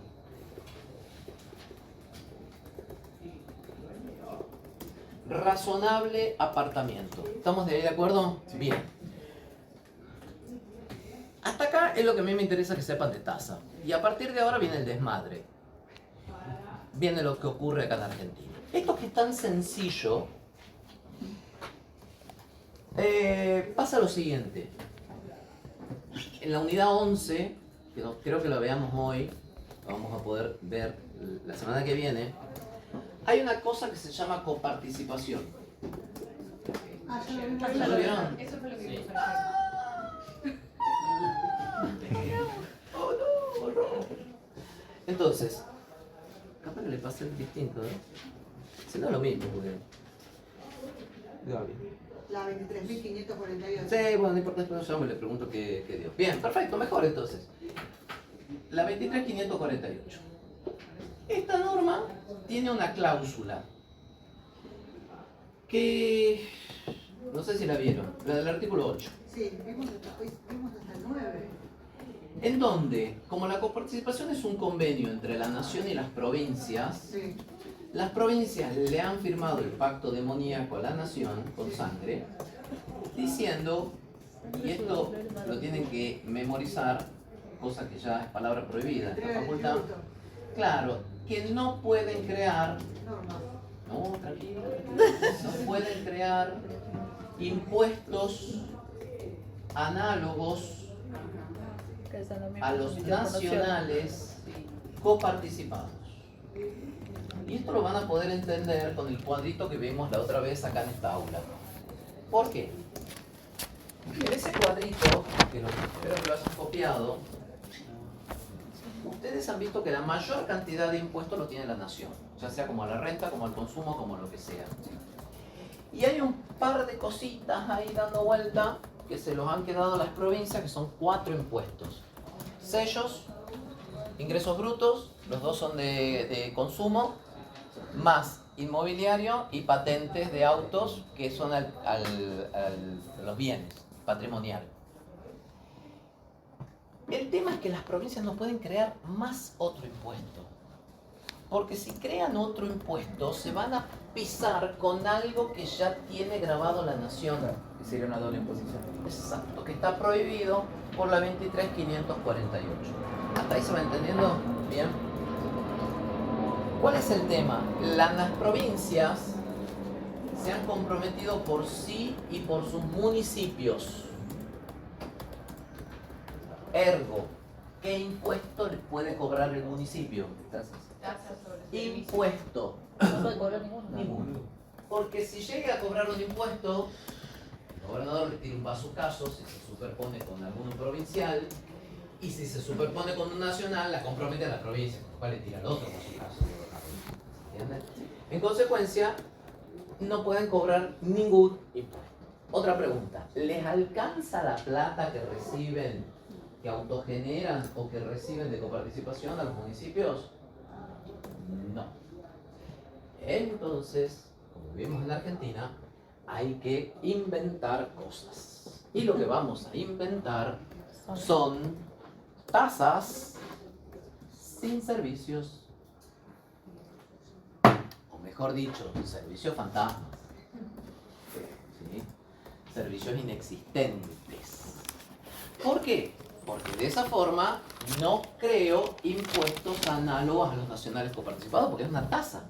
Si es una tasa, no podría ser superpuesto con un impuesto. ¿No se dan cuenta? Lo obvio. ¿Bien? Entonces creo tasa como por ejemplo la tasa vial, donde te invento un servicio y te digo, es para el mantenimiento de la red vial de la provincia. ¿Dónde? No, bueno, en algún lado. ¿Pero qué calle? No, bueno, en alguno. ¿No viste lo mal que están las rutas? ¿No ves lo mal que están las rutas? ¿Cómo no vas a querer pagar la tasa si con eso vamos a financiar la ruta? ¿Entiendes? Y así, tasas de control que tienen los municipios, tasas de control bromatológico de productos que ya están enlatados y controlados a su vez por la nación y por la provincia, por los registros nacionales de la propiedad alimentaria. ¿Bien? Entonces crean servicios aparentes, servicios de control aparentes, servicios de inspección aparente, cuando en realidad están cobrando impuestos a la actividad comercial. Demostrar eso cuesta un montón, porque básicamente arrancamos de la base de que es una tasa. ¿Bien? Entonces la gente dice, pará, pero yo no soy tan tarado, yo me doy cuenta que esto está mal. Acá está mal, porque además supuestamente la tasa, si hubiese servicio, retribuiría ¿qué cosa? ¿Cómo? Para. Pero si yo te doy si la tasa no busca recaudar, la tasa buscaba, ¿se acuerdan qué cosa? Pagar el propio servicio. Pagar el servicio. Los costos, digamos. Ah, pero hay un problema. No tengo servicio. Y entonces, ¿cómo calculo el costo de un no servicio? Entonces me creo una doctrina que dice, es re difícil calcular el servicio, el costo. No, es re difícil, porque no, es que en realidad la tasa la presta el municipio, entonces están involucradas muchas dependencias del municipio y el inspector no solamente es inspector de este impuesto, es inspector también de esta tasa y de esta otra, y en realidad hay mucho, la gente que limpia la administración pública también forma parte del costo de esta tasa. ¿Se entiende cómo es el tema? No puedo calcular el costo, o sea, es muy difícil calcular el costo de esta tasa, ¿bien? Claro, el tema es, si yo no sé cuál es el costo, ¿cómo sé si está bien cobrado? Y además los municipios dicen, hagamos una cosa, te la hago fácil a la tasa, la liquidemos porcentual a la declaración de ingresos brutos. ¿Está? Entonces vos me presentas la declaración de ingresos brutos, yo te cobro apenas un 2%, nada más. No, nadita, un 2% de ingresos brutos. ¿Está? Y vos me decís, ¿y el servicio? No sé, y el costo no, pero es un 2% de ingresos brutos. Entonces es una sobretasa de ingresos brutos. No, es una tasa por servicio municipal, es una ecotasa. Es una tasa para mantener la ecología del lugar que estás visitando. ¿Y quién lo va a pagar? Lo va a pagar toda aquella persona que venga a verlo. ¿Cuándo? Cuando se registre en un hotel. ¿Y cuánto tiempo? ¿Me queda una semana? No, 3 días ya. 3 primeros días ya pagaste la tasa. ¿Y cuál es el servicio? El mantenimiento del bioma. Que el puma sea feliz. Voy a decir, pero si esto es una ciudad, ¿por qué me la cobras si no hay bioma? No, porque hay que limpiarla también a la ciudad. Pero ya lo cobras con el ABL a la gente y con los impuestos. No, pero es que la afluencia de turistas es tan grande que ensucia la ciudad y afea la ciudad. Entonces vos generás un daño como turista. Sos un maldito turista que daña al medio ambiente. O sea, matás a la plantita, rompés todo y sos feo. Entonces te cobro la tasa para poder dejar este lugar maravilloso. ¿Está? Y entramos en un delirio inmenso. En ese delirio, y ya terminamos, hacemos el corte, hay un fallo que se llama ESO, contra Municipalidad de Quilmes. Fallo número... ¿Cuál era la estación de servicio? Es el último, el 16. Me puedo estar equivocando, pero ¿no había fallado a favor de la estación de servicio porque el servicio no fue debidamente prestado? No, al revés. Este es un fallo post pandemia. En post pandemia estamos comiendo las ratas, recuerden. Que aparte del paso, se creó la tasa COVID. Y yo la inventé en una clase y se ve que algún alumno de posgrado mío tenía contacto con alguna municipalidad y volvió corriendo. Crearon la tasa COVID. Yo me quería matar. La tasa COVID que era para el financiamiento de los gastos de barbijos de los agentes que controlaban en la calle y la compra del alcohol. ¿Y quién lo pagaban? Las entidades financieras. Para pagar al pobre. Y si no le quieren pagar, son unos antipatria. Porque estamos muriendo, ¿cómo no vas a pagar la tasa COVID? ¿Se entiende? El tema es que la tasa COVID la siguen cobrando hasta ahora en algunos municipios. Se ve que todavía hay lugares donde la pandemia azota. ¿Bien? Entonces, si alguna vez que te pusieron el impuesto, o la tasa, el impuesto, lo que sea. Bien, entonces, ¿qué es lo que pasó? Eso, estábamos saliendo de la pandemia. Los municipios estaban rotos, estábamos rotos todos, la nación, las provincias, el mundo estaba roto y necesitábamos fondos. ¿Cuál era el planteo de eso? Que le cobraban una tasa de control de actividad, tasas de control, ¿no? Esas cosas así, el maná que cae del cielo, ¿no? Una tasa de control y que se calculaba sobre los ingresos totales de la empresa. Así, bajaba y era un porcentaje directamente de la renta, del ingreso. Entonces, ¿qué es lo que pasó? Recuerden que hay una doctrina en nuestro derecho procesal que dice el que alega debe probar.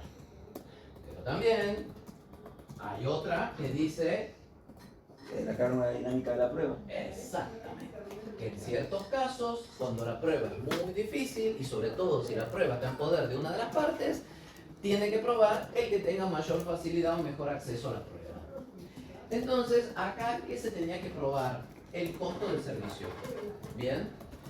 Y lo que planteaba eso era que lo que se le cobraba era un desproporcionado. Primero porque se aplicaba sobre una base impositiva. Y segundo, que era un montón de guita que era imposible equivalente al servicio que recibía.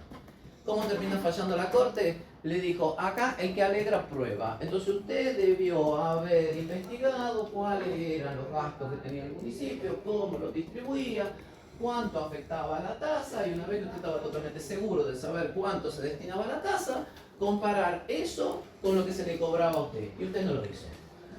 Ir al sol, traer una muestra y volver era más fácil. ¿Se entiende? Entonces, obviamente que hay mucha gente que quedó muy contenta con este fallo, estamos en un país libre y democrático, y dijeron que bueno, con esto se reafirma el federalismo, y un país federal con distintos niveles, y que está bien, todo lo que quieran. Mientras tanto se sigue pagando porcentajes sobre impuestos. Cerramos y hacemos un corte. ¿Cuál es la situación actual? Una cosa es la teoría sobre la tasa, otra cosa es la escandalosa realidad que se vive en Argentina, donde básicamente hay cobro de tasas sin servicio, sin determinación de costos, con porcentajes fijos sobre la declaración impositiva, con lo cual en Argentina, en la actualidad, tasa e impuesto están casi unificadas en algún caso. ¿Estamos de acuerdo? La triste realidad que tenemos. Hacemos 15 minutitos y seguimos, ¿bien? Y ya es más cortito y los libros.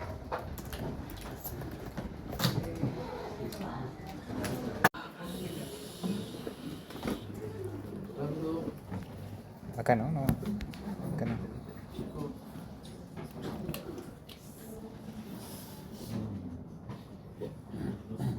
Bueno. Cuéntenme qué más vieron con Gabriel. ¿Vieron entonces el tema de coparticipación? ¿Qué más vieron? ¿Vieron la Constitución, artículo 75? ¿Qué más?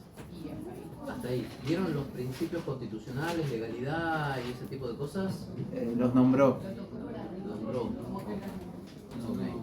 Como que no me acuerdo, pero bien, ok. Igualdad, esas cosas, más o menos, sí, no. Bueno, igual vamos a repasar todo.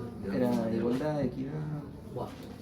Vamos, entonces más o menos quedó no claro lo de la tasa, ¿sí? La situación, digamos, una cosa es la cuestión teórica y otra cosa es la realidad que ocurre en nuestro país con lo que les decía, que me olvidé de hacer el comentario. Les dije que eso contra la compañía química es un fallo post pandemia, y que a cuento de qué viene esto, con el hecho de que las actas estaban muy mal en Argentina. Entonces en ese momento la Corte no podía sacar un fallo diciendo estas tasas que cobran están mal, porque si no a los 2 días siguientes tenés una lluvia de amparos y de reclamos y colapsa el sistema financiero municipal.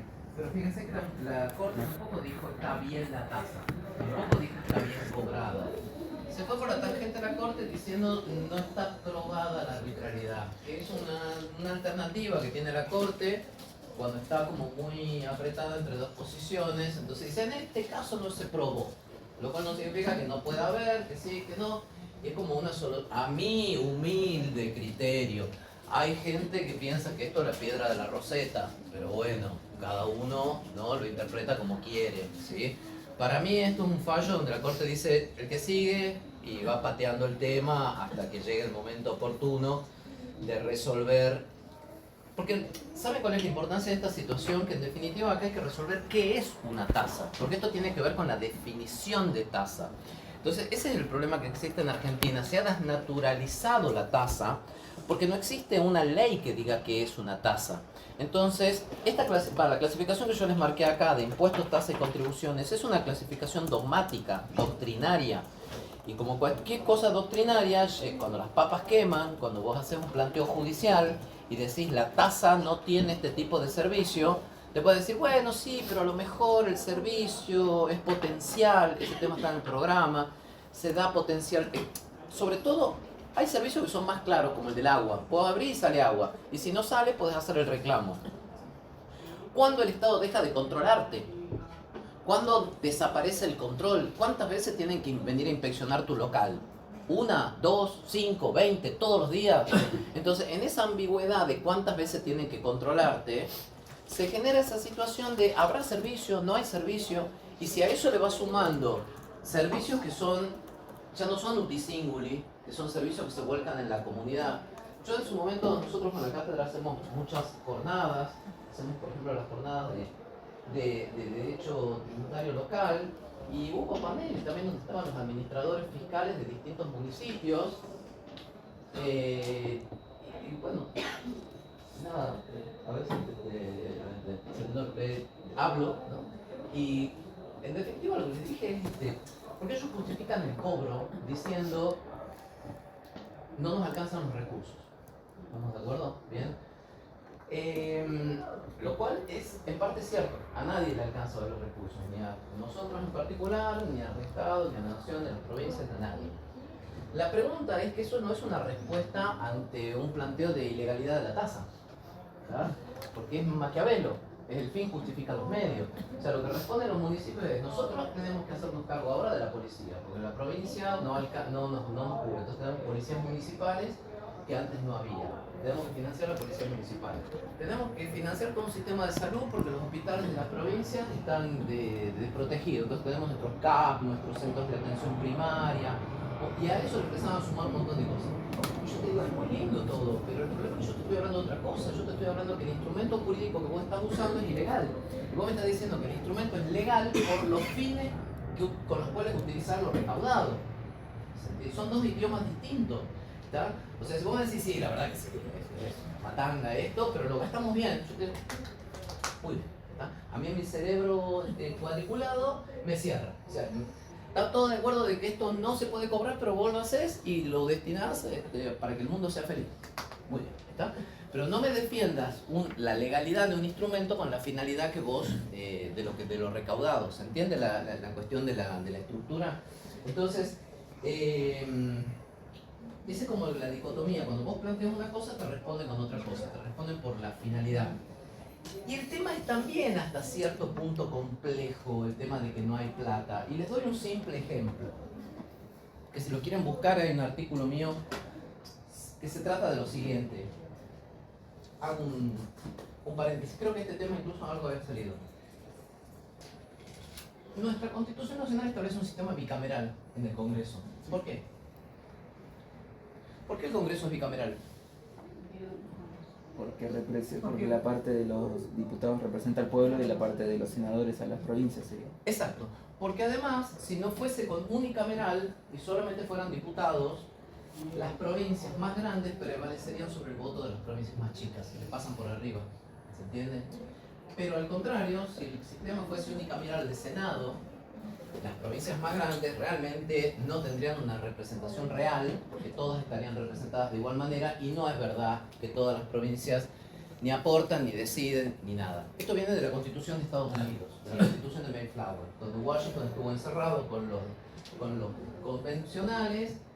Cuenta la leyenda que salió, rezó, oró, porque se venía a pique la Constitución, porque ellos tenían el esquema del Parlamento inglés.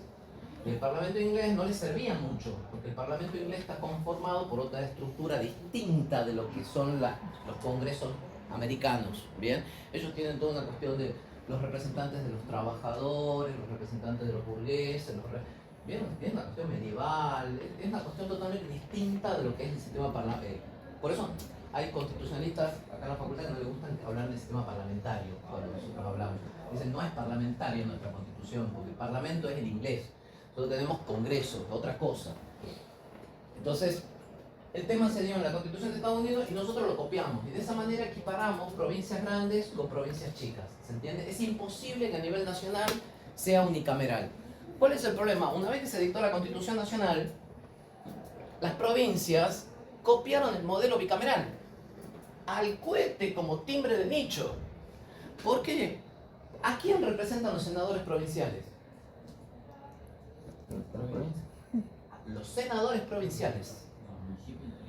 ¿A los municipios? ¿Es verdad eso? No. ¿A las comunas rurales? No.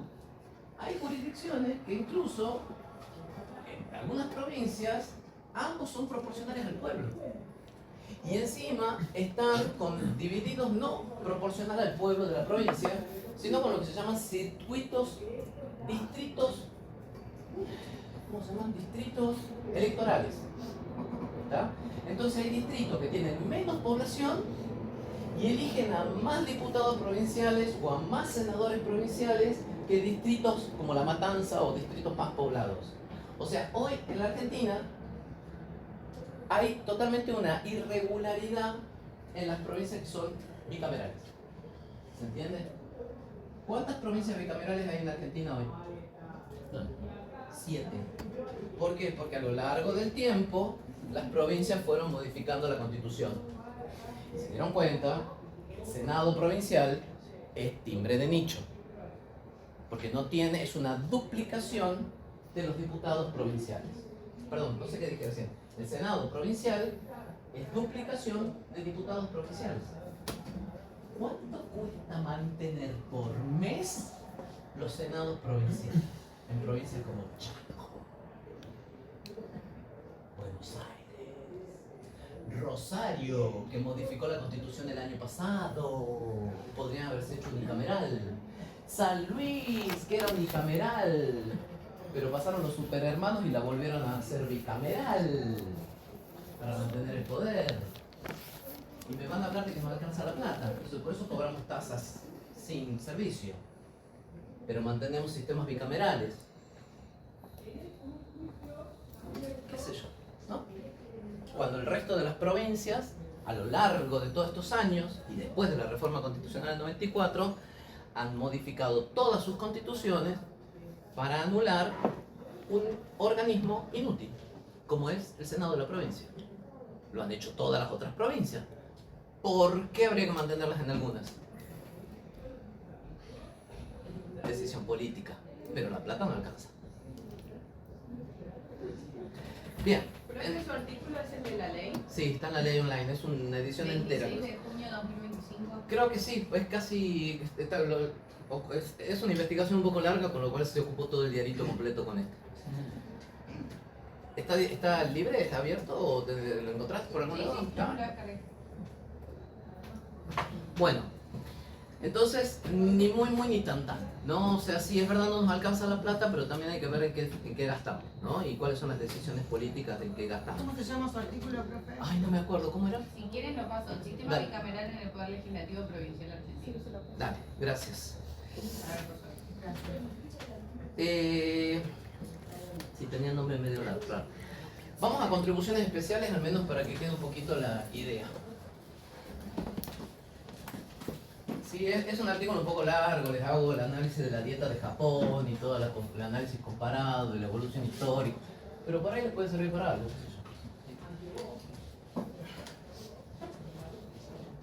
Pasa que yo todo lo llevo para el lado de lo financiero, entonces utilizo ciertas cosas constitucionales y después las llevo para el molinito propio. Bueno, vamos a contribuciones especiales. Las contribuciones especiales, ¿alguna duda de esto? ¿Comentario? Para que no sea opinión en contra, a favor. ¿Algo? ¿Idea? No, una simple opinión, perteneciendo a... Yo trabajo en la Administración Pública Nacional. Se ve mucho esto de los cargos públicos duplicados, criticados, cuadriplicados, con funciones a veces contrapuestas en áreas donde no. Y bueno, después de plata, el sueldo de los empleados se mantiene a veces muy por debajo del nivel. Pero bueno. Es complicado porque es lo mismo, esto es igual que en derecho constitucional, ¿no? Cuando se habla de los derechos humanos y la cuestión de la progresiva, como es que dicen los tratados de derechos humanos, la progresividad de los derechos humanos en la medida de las posibilidades de los estados, dice, ¿no? Es una frase absolutamente ambigua, porque ¿cuál es la medida de la posibilidad de los estados? ¿Hasta dónde puede un estado? Y es difícil encontrar ese equilibrio, ¿no? Ese equilibrio de cuándo un estado ya no puede proteger un derecho y al mismo tiempo te gasta en una cena en Cancillería. Está bien, pero si no haces cena en Cancillería te quedas también sin actividad de relaciones internacionales. Es como en un país que no tenga relaciones internacionales. Y al mismo tiempo hay gente durmiendo y dentro del Teatro Colón le pagan $5.000 a una solista que viene. Está bien, pero después la recuperan la plata con las entradas y cerramos el Teatro Colón entonces. Y tenemos que esa plata, la gente no duerme en la calle, o sí o no. ¿Se entiende la dicotomía de la vida? Se puede tener una persona durmiendo en la puerta del Teatro Colón y adentro tenés un gasto de arte, ¿no? Como en griegos, ¿no? Joyas, artes, ¿no? Pero es parte de la sociedad. Entonces, ¿cómo distribuís y cómo se interpreta eso? Yo quiero que se queden con esa imagen, ¿no? La persona durmiendo en la puerta del Teatro Colón y de adentro se escucha cantando. Y el concepto de los convenios de derechos humanos hasta la medida de sus posibilidades. ¿No?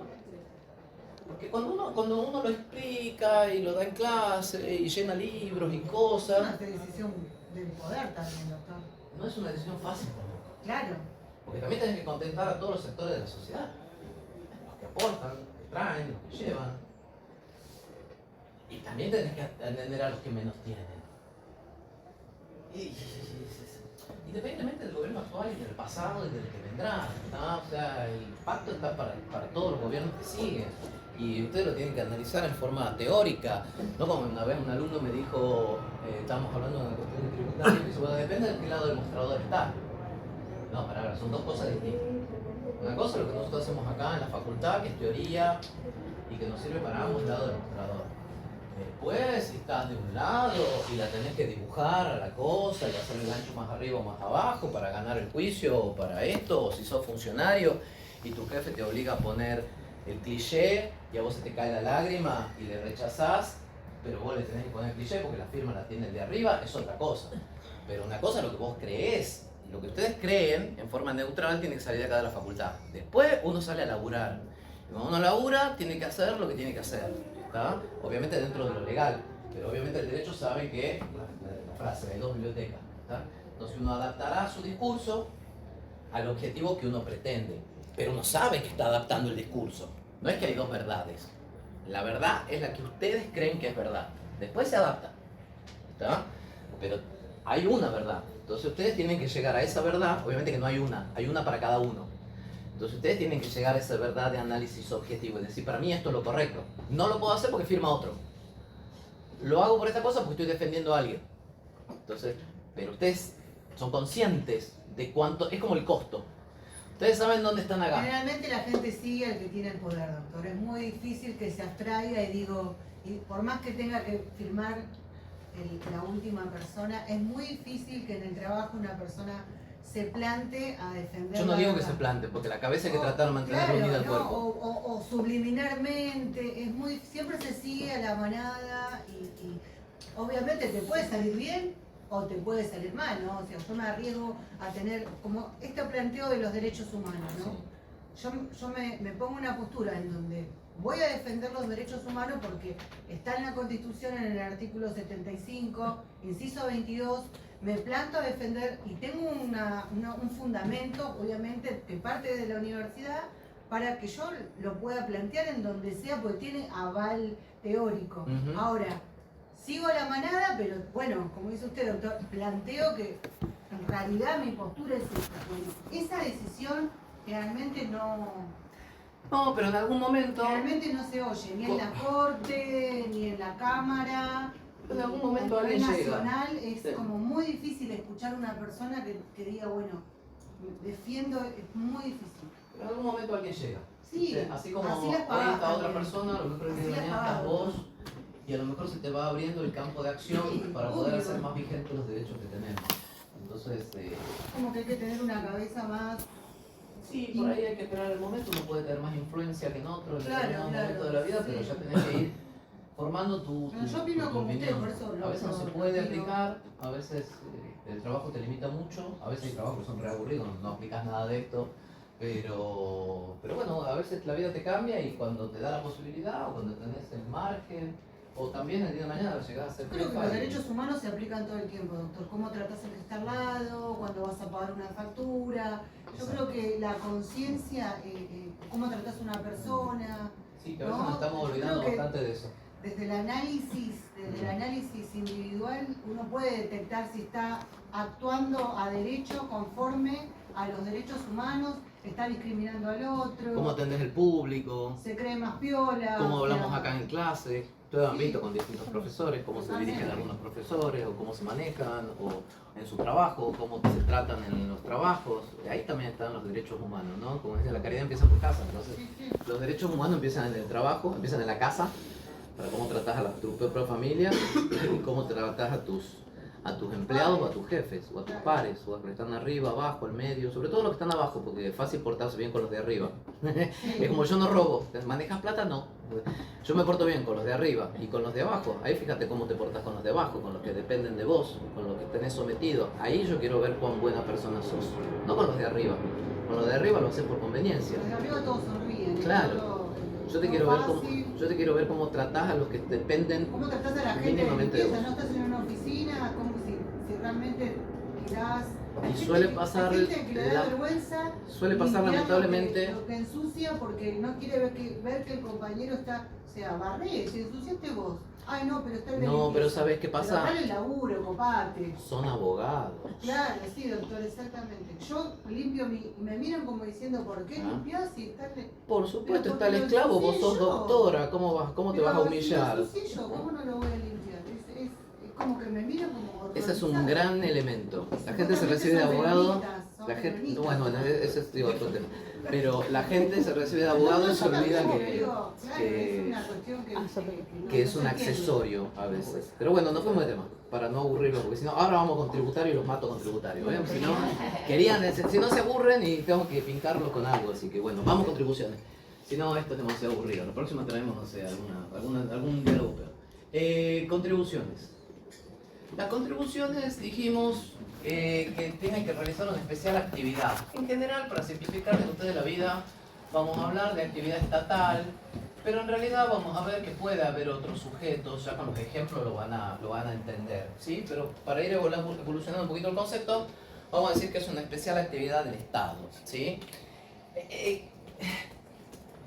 Más detalles de la contribución, leanlo en el libro. Vamos a ir a ejemplos, que ahí lo van a entender más rápido.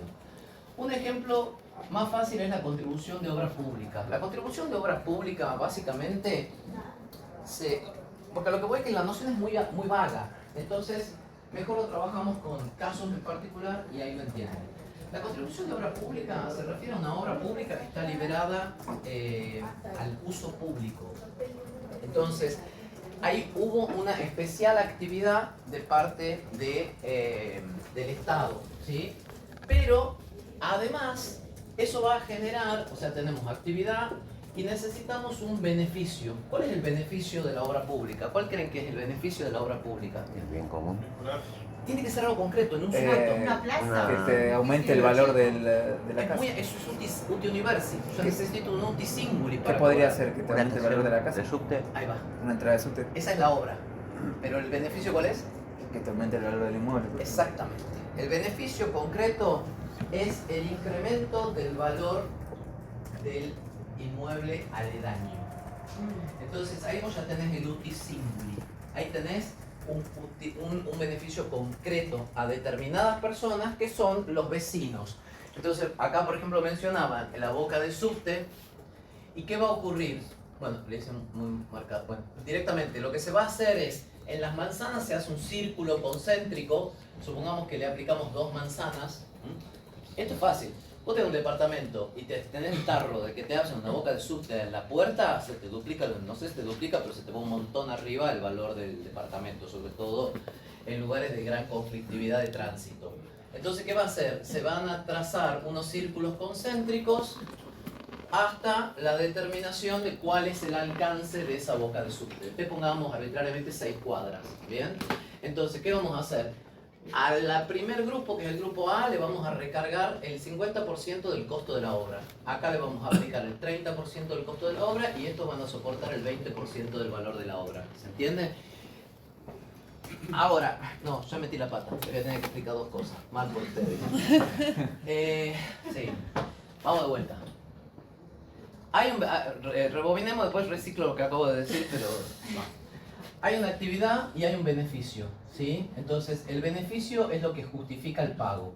Ahora, ¿cuánto pago por esto? ¿Cuánto pago? Hay dos métodos, el método individual y el método de división de costo. El método individual me dice cuánto me enriquecí o cuánto aumentó mi valor fiscal, le pongamos, el valor de la casa. Entonces, ¿el cálculo cuál va a ser? Tata menos tata, ¿cuáles serían los datos? Valor fiscal post obra menos valor fiscal pre-obra. Y me arroja el incremento de valor. ¿Se entiende? Sí. No es... Bien. Buena estudiante de Derecho, que eso la liquida.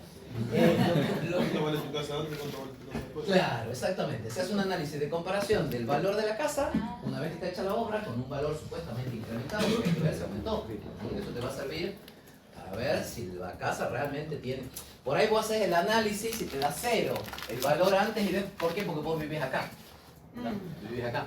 Entonces, no, porque ya, en realidad, vos ya estás con la línea A acá. ¿Tá? Y a vos estás más cerca de la A que de la otra línea. Entonces, esta obra a vos no te cambia el valor del inmueble porque vos ya lo tenías al de la otra línea. ¿Se entiende lo que estoy diciendo? Sí. Entonces, en este cálculo, capaz que te sale 0. Lo lógico es que te salga un incremento de valor. ¿Y ese es un impuesto de qué símbolo? Esa es una contribución. Una Contribución. Estamos en contribuciones. ¿No? Esto es una cuestión utisíngule que se concretiza en alguien en particular. La otra metodología es la de división de costo. ¿Cuánto costó la obra? 100 millones de dólares. Muy bien. ¿Cómo vamos a dividir? La vamos a dividir el 50% en los usuarios categoría A. ¿Se entiende esto? El 30% en los usuarios categoría B. Y el 20% en los usuarios categoría C. Y ahí uso el esquema que hice recién, que me adelanté, que bueno, no se lo iba a dar, pero ya que estamos. ¿Bien? Entonces, ¿qué se hace? Se divide el costo total y el 50% del costo total. ¿Cuánto es? 50... Esto es 100 mil dólares. 50 mil dólares se va a dividir entre todos los usuarios A. Bien, y ahí va a salir el costo individual. ¿Se entiende lo que estoy diciendo?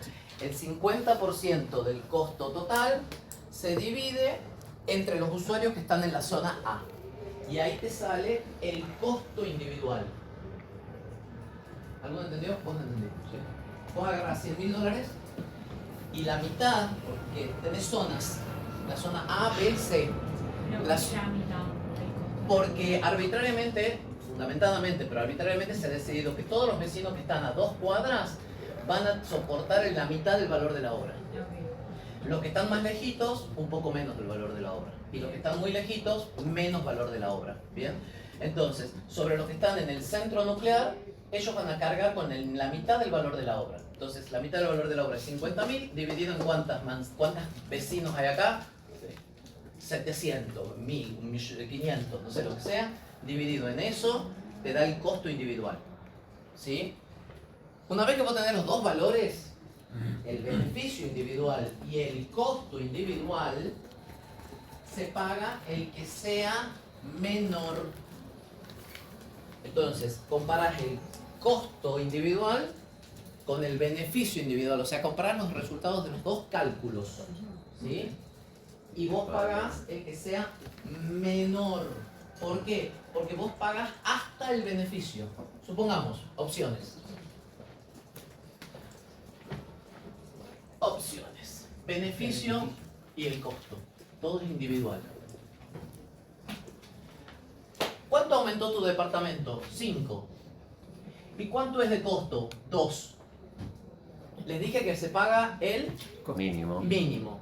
¿Por qué pagarías 2? Y porque si no hay un enriquecimiento sin causa del Estado. Si el Estado gastó 2, ¿por qué va a recaudar más? ¿Se entiende? Sí. Al revés. Beneficio 3, va a cambiar de número, ¿no? 3. Y salió 14 esto, un elefante blanco. ¿Viste esas idioteces que hace el Estado a veces que no sirve para nada? Bueno. Vas a pagar 3. Vas a pagar 3, porque yo no tengo que te ganas de financiar inutilidades del Estado. Yo te financio hasta mi beneficio. Porque la contribución retribuye un beneficio. no una actividad, no una actividad. Lo que retribuye es la actividad que genera beneficio. Ah. Si la actividad no tiene beneficio, yo no te la pago. ¿Se entiende esto? Bien. Por eso se paga lo mínimo de los dos cálculos. Punto. De ahí que aquí lo calculen así. Esto es teoría, chicos, esto es filosofía del derecho. ¿Estamos de acuerdo? Es para que ustedes sepan, estudien y se pasen todo el fin de semana estudiando. De ahí que la boleta venga calculada así. No sé, ¿estamos de acuerdo? Pero que de saber van a saber un montón. ¿Sí? Bueno, es que si no, o quieren la visión romántica de esto. No les hago la visión romántica. Vamos con las otras contribuciones rápido. ¿Puedo borrar esto? Sí. ¿Sí? Bien. Así ya los libero. Es un montón. Bien. Otra contribución, las parafiscales.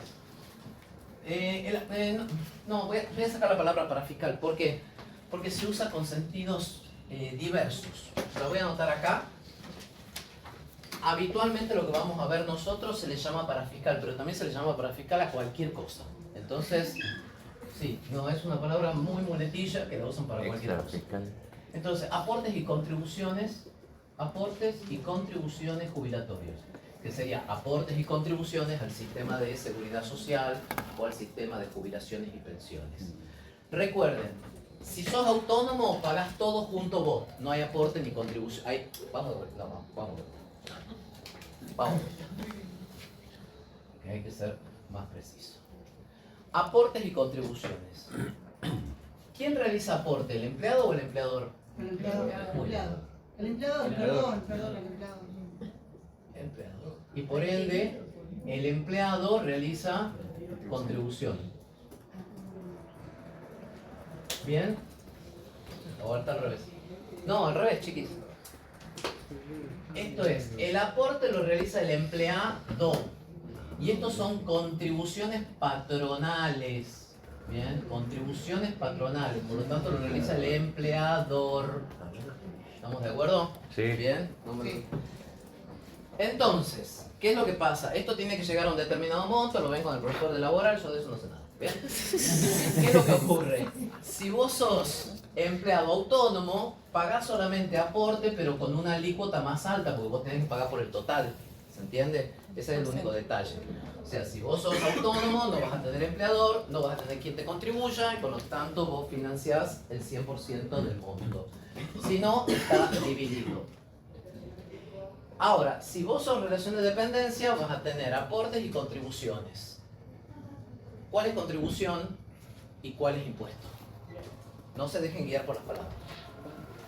¿Qué parte tiene naturaleza de contribución especial y qué parte tiene naturaleza de impuesto? Los impuestos por el Estado son de parte del empleador. Tiene la jubilación, tiene hay cosas de ley que en este momento no me acuerdo del recibo del sueldo. Entonces vos decís que lo que paga el empleado es que aporte o es contribución o impuesto, lo que paga el empleado. El empleado. Lo que paga el empleado, ¿qué es? Impuesto. Contribución. Impuesto. No, Impuesto contribución porque por ley lo tiene que hacer. una retribución. Claro. El empleado tiene una retribución que es la jubilación y que va a ser el beneficio. Ahora, mirá qué pedazo de beneficio, te lo vas a cobrar si vivís, punto uno. Segundo, lo vas a cobrar una vez cumplidos ciertos recaudos, edad y antigüedad.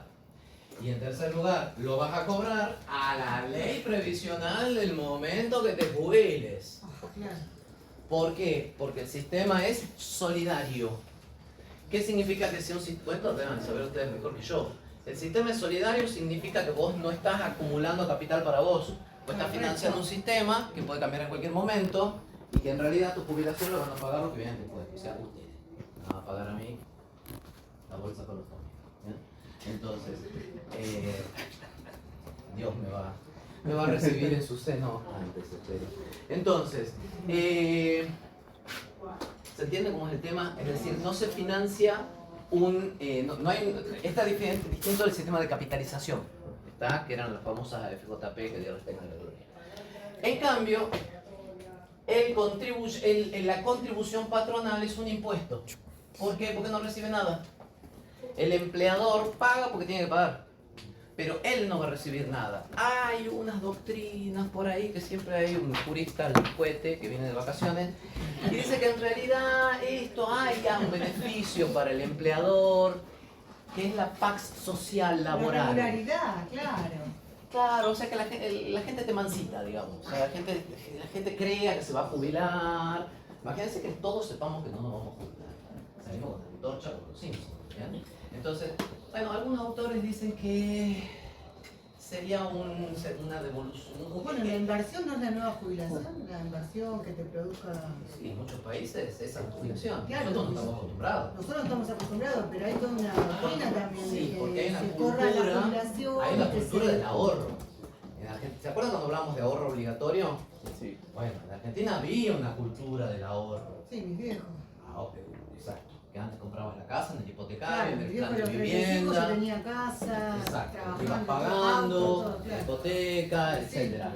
Eso se licuó por distintos motivos, porque ya no hay más plan de vivienda, porque ya no hay más plan de ahorro, porque el ahorro se destruye cuando hay inflación. ¿Para qué vas a ahorrar si después no te alcanza ni para limpiarte nada con los billetes de adentro? Sí, para viajar te alcanza. Entonces, Una vez. el ahorro no sirve, sirve lo que existe hoy, que es la inversión en bolsa, en bonos, o sea, la inversión, el ahorro ¿Usted qué opina? inteligente. ¿Funciona eso? Pero es para un grupo muy chico. O sea, la gente común no está viendo cuánto de interés le va a dar el bonón, vinín, ¿se entiende? O sea, la gente estaba acostumbrada antes a guardar una media y era una cultura nacional. Eso se destruyó por el tema de la inflación y también de la inmediatez del consumo. La gente lo quiere ya y en ese orden. ¿Bien? Entonces, ¿cuál es el problema? Si vos rompes el sistema de jubilación que nosotros estamos acostumbrados, otros países no lo tienen tanto, pero tienen una cultura de inversión, invierte para la educación de los hijos, no digo que esté bien y que esté mal. Entonces tenemos algo distinto que es la educación gratuita, fantástico, ¿bien? Ellos no, entonces como no la tienen, tienen que ahorrar para eso. Y como no tienen jubilación, tienen que ahorrar para eso. Nosotros no estamos acostumbrados a ninguna de las dos cosas. Entonces, ¿cómo creas en una sociedad en crisis, con poca plata, un criterio de ahorro? Donde no llegas a fin de mes, que va a ahorrar para dentro de 30 años. ¿Se entiende? O sea, si no llegas para ahora, no tenés margen de ahorro a futuro. Problema del Homero del futuro cuando te jubiles. ¿Qué sé yo? Primero si llego. Y si llego me haré problema. Pues tengo que comer ahora. No me alcanza para comer ahora, que me está preocupando la jubilación de los 70. ¿Se entiende? Entonces, es como el ombudsman, ¿no? Al que se le ocurre traer el ombudsman de Noruega. Sí, funciona igual que en Noruega acá, chicos. Hace 8 años que no hay ombudsman en Argentina. ¿Ustedes sabían que no hay hace 8 años? Nadie sabe lo que es el ombudsman. Ah, pero queda bárbaro en la Constitución, ¿eh? Es fantástico. Divino el ombudsman. No existe el ombudsman. Perdido. Timbre de nicho. Ah, pero eran noruegos y que iba a funcionar igual. Incorporamos el jefe de gabinete para que sea el sistema equilibrado como en la monarquía inglesa, que tienen el jefe de gabinete, el primer ministro y el jefe de gabinete. Funciona igual. Igual. Y para disminuir sobre todo el caudillismo, decían los libros de constitucional. ¿Se acuerdan? Cuando leyeron por qué se incorpora el jefe de gabinete, para disminuir el caudillismo. Súper exitosa la institución. Excelente. Bien. Entonces, vamos cerrando. Última contribución. La contribución de cuotas o matrículas profesionales. Se la doy simplemente porque es bastante rara la matrícula de los colegios o consejos profesionales, consejos, por ejemplo, de ciencias económicas o el colegio de abogados. ¿Y qué es lo que ocurre con esto? Fíjense que el sujeto ¿quién es el sujeto que la cobra? ¿No? En ese caso, el sujeto de la cobra es un ente público no estatal.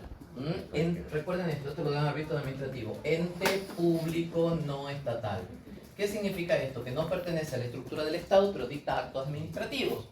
Por eso los actos que dicta el Colegio de Abogados de la Capital Federal se apelan al contencioso administrativo. No va a civil y comercial. ¿Bien? Va a cualquier otra institución civil iría al civil y comercial. La resolución del consejo, una sanción del Colegio de Abogados va a contencioso administrativo. ¿Se entiende? La pregunta es: ¿cuál es el beneficio? ¿Qué beneficio tiene la matriculación? Otro temita complejo. Y bueno, es tributario, chicos, tributario pasé para todos lados. ¿Que te habilita a ejercer? ¿Cuánto hay impuesto para estar? para respirar. Sí. ¿Te habilita a ejercer ese beneficio? Si no En tenés realidad, matrícula, no no tenés. sería- Claro, pero en Para realidad el realizar la beneficio no es que actividad. yo te prohíba algo. O sea, qué fácil. Yo te prohíbo y te digo que para permitirte lo tenés que pagar. Es el estado de su. Claro, en realidad yo te tendría que dar algo que no tenés vos y ahí vos me pagás. No sería que yo te privo y si vos querés levantar la privación te lo otorgo y ese es mi beneficio. Está buena igual la visión, ¿eh? Interesante. Sí. Ahora, por ejemplo, el Colegio de Abogados tiene para los abogados Sí. salas que pueden dar sus reuniones si no gozan de un estudio propio. Eso me pareció una... Bueno, para hacerlo corto, hay opiniones en distintos sentidos. Primero, recuerden que el servicio tiene que ser individualizado. Con lo cual, ¿qué beneficio me otorga a mí como sujeto pagador? Muy interesante lo que dijo ella. Si no, no puedo ejercer. Yo lo voy a dar vuelta. Porque yo para pelearte nada más. En realidad, el no poder ejercer es lo que se llama control de matrícula. El control de matrícula hace que impide que quien no tenga título ejerza. Hace también el control de la matrícula para la doctora Rímolo, por ejemplo. ¿Se acuerdan? Todavía Dios no la tiene en la gloria, pero todavía, o sea, el mayor que son muy millennials, no saben quién es la doctora Rímolo. Es horrible lo El que de la están clínica. todos desaprobados. ¿Qué? Eso no es clínica, esa cosa es clínica. Todos desaprobados, salvo los que se rieron al último. Entonces, se dice que controla la matrícula, pero es un servicio medio, a veces se entiende, medio genérico. ¿Tá? Y ese es el problema, que la contribución tiene que ser algo más concreto. ¿Tá? Es como decir, yo me beneficio porque puedo ejercer y alguien sin título no ejerce. ¿Ese es el beneficio concreto que recibo? Se parece mucho al impuesto. ¿Se entiende? Ese servicio de control general del Estado. Interesante lo que el compañero aporta. Ahora hay mesas, hay sistemas, hay computadoras, hay la posibilidad de pedir el registro de residencia, hay la posibilidad de un banco. ¿No será que también los colegios tratan de justificar un poco más el cobro de la matrícula? Porque si yo no tuviera que justificar, yo no te doy nada. O sea, Ahora también se ofrecen oficinas más baratas en el Palacio de Justicia para los abogados recién recibidos. si alguno encuentra un renglón sobre cuál es la naturaleza, cuál es la situación de las matrículas de los consejos en algún libro de tributario, le doy un premio. Realmente son temas que no se tocan. ¿Ah? O sea, ¿Cuál sí, sería, profesor, el beneficio? encontrarlo en un libro. O sea, corto. En internet. Se está prendiendo fuego aquí. Está prendiendo fuego algo. Sí. El No, cerebro. ahora parece cohete. Es polvo. Ah, es polvo, todavía no es domingo. Bueno, más o menos se entendió esto bien. Decanten lo que puedan el fin de semana. Vamos a pasar asistencia raudamente y así los libero para que ya puedan iniciar su vida, porque hasta ahora era público cautivo. Bueno,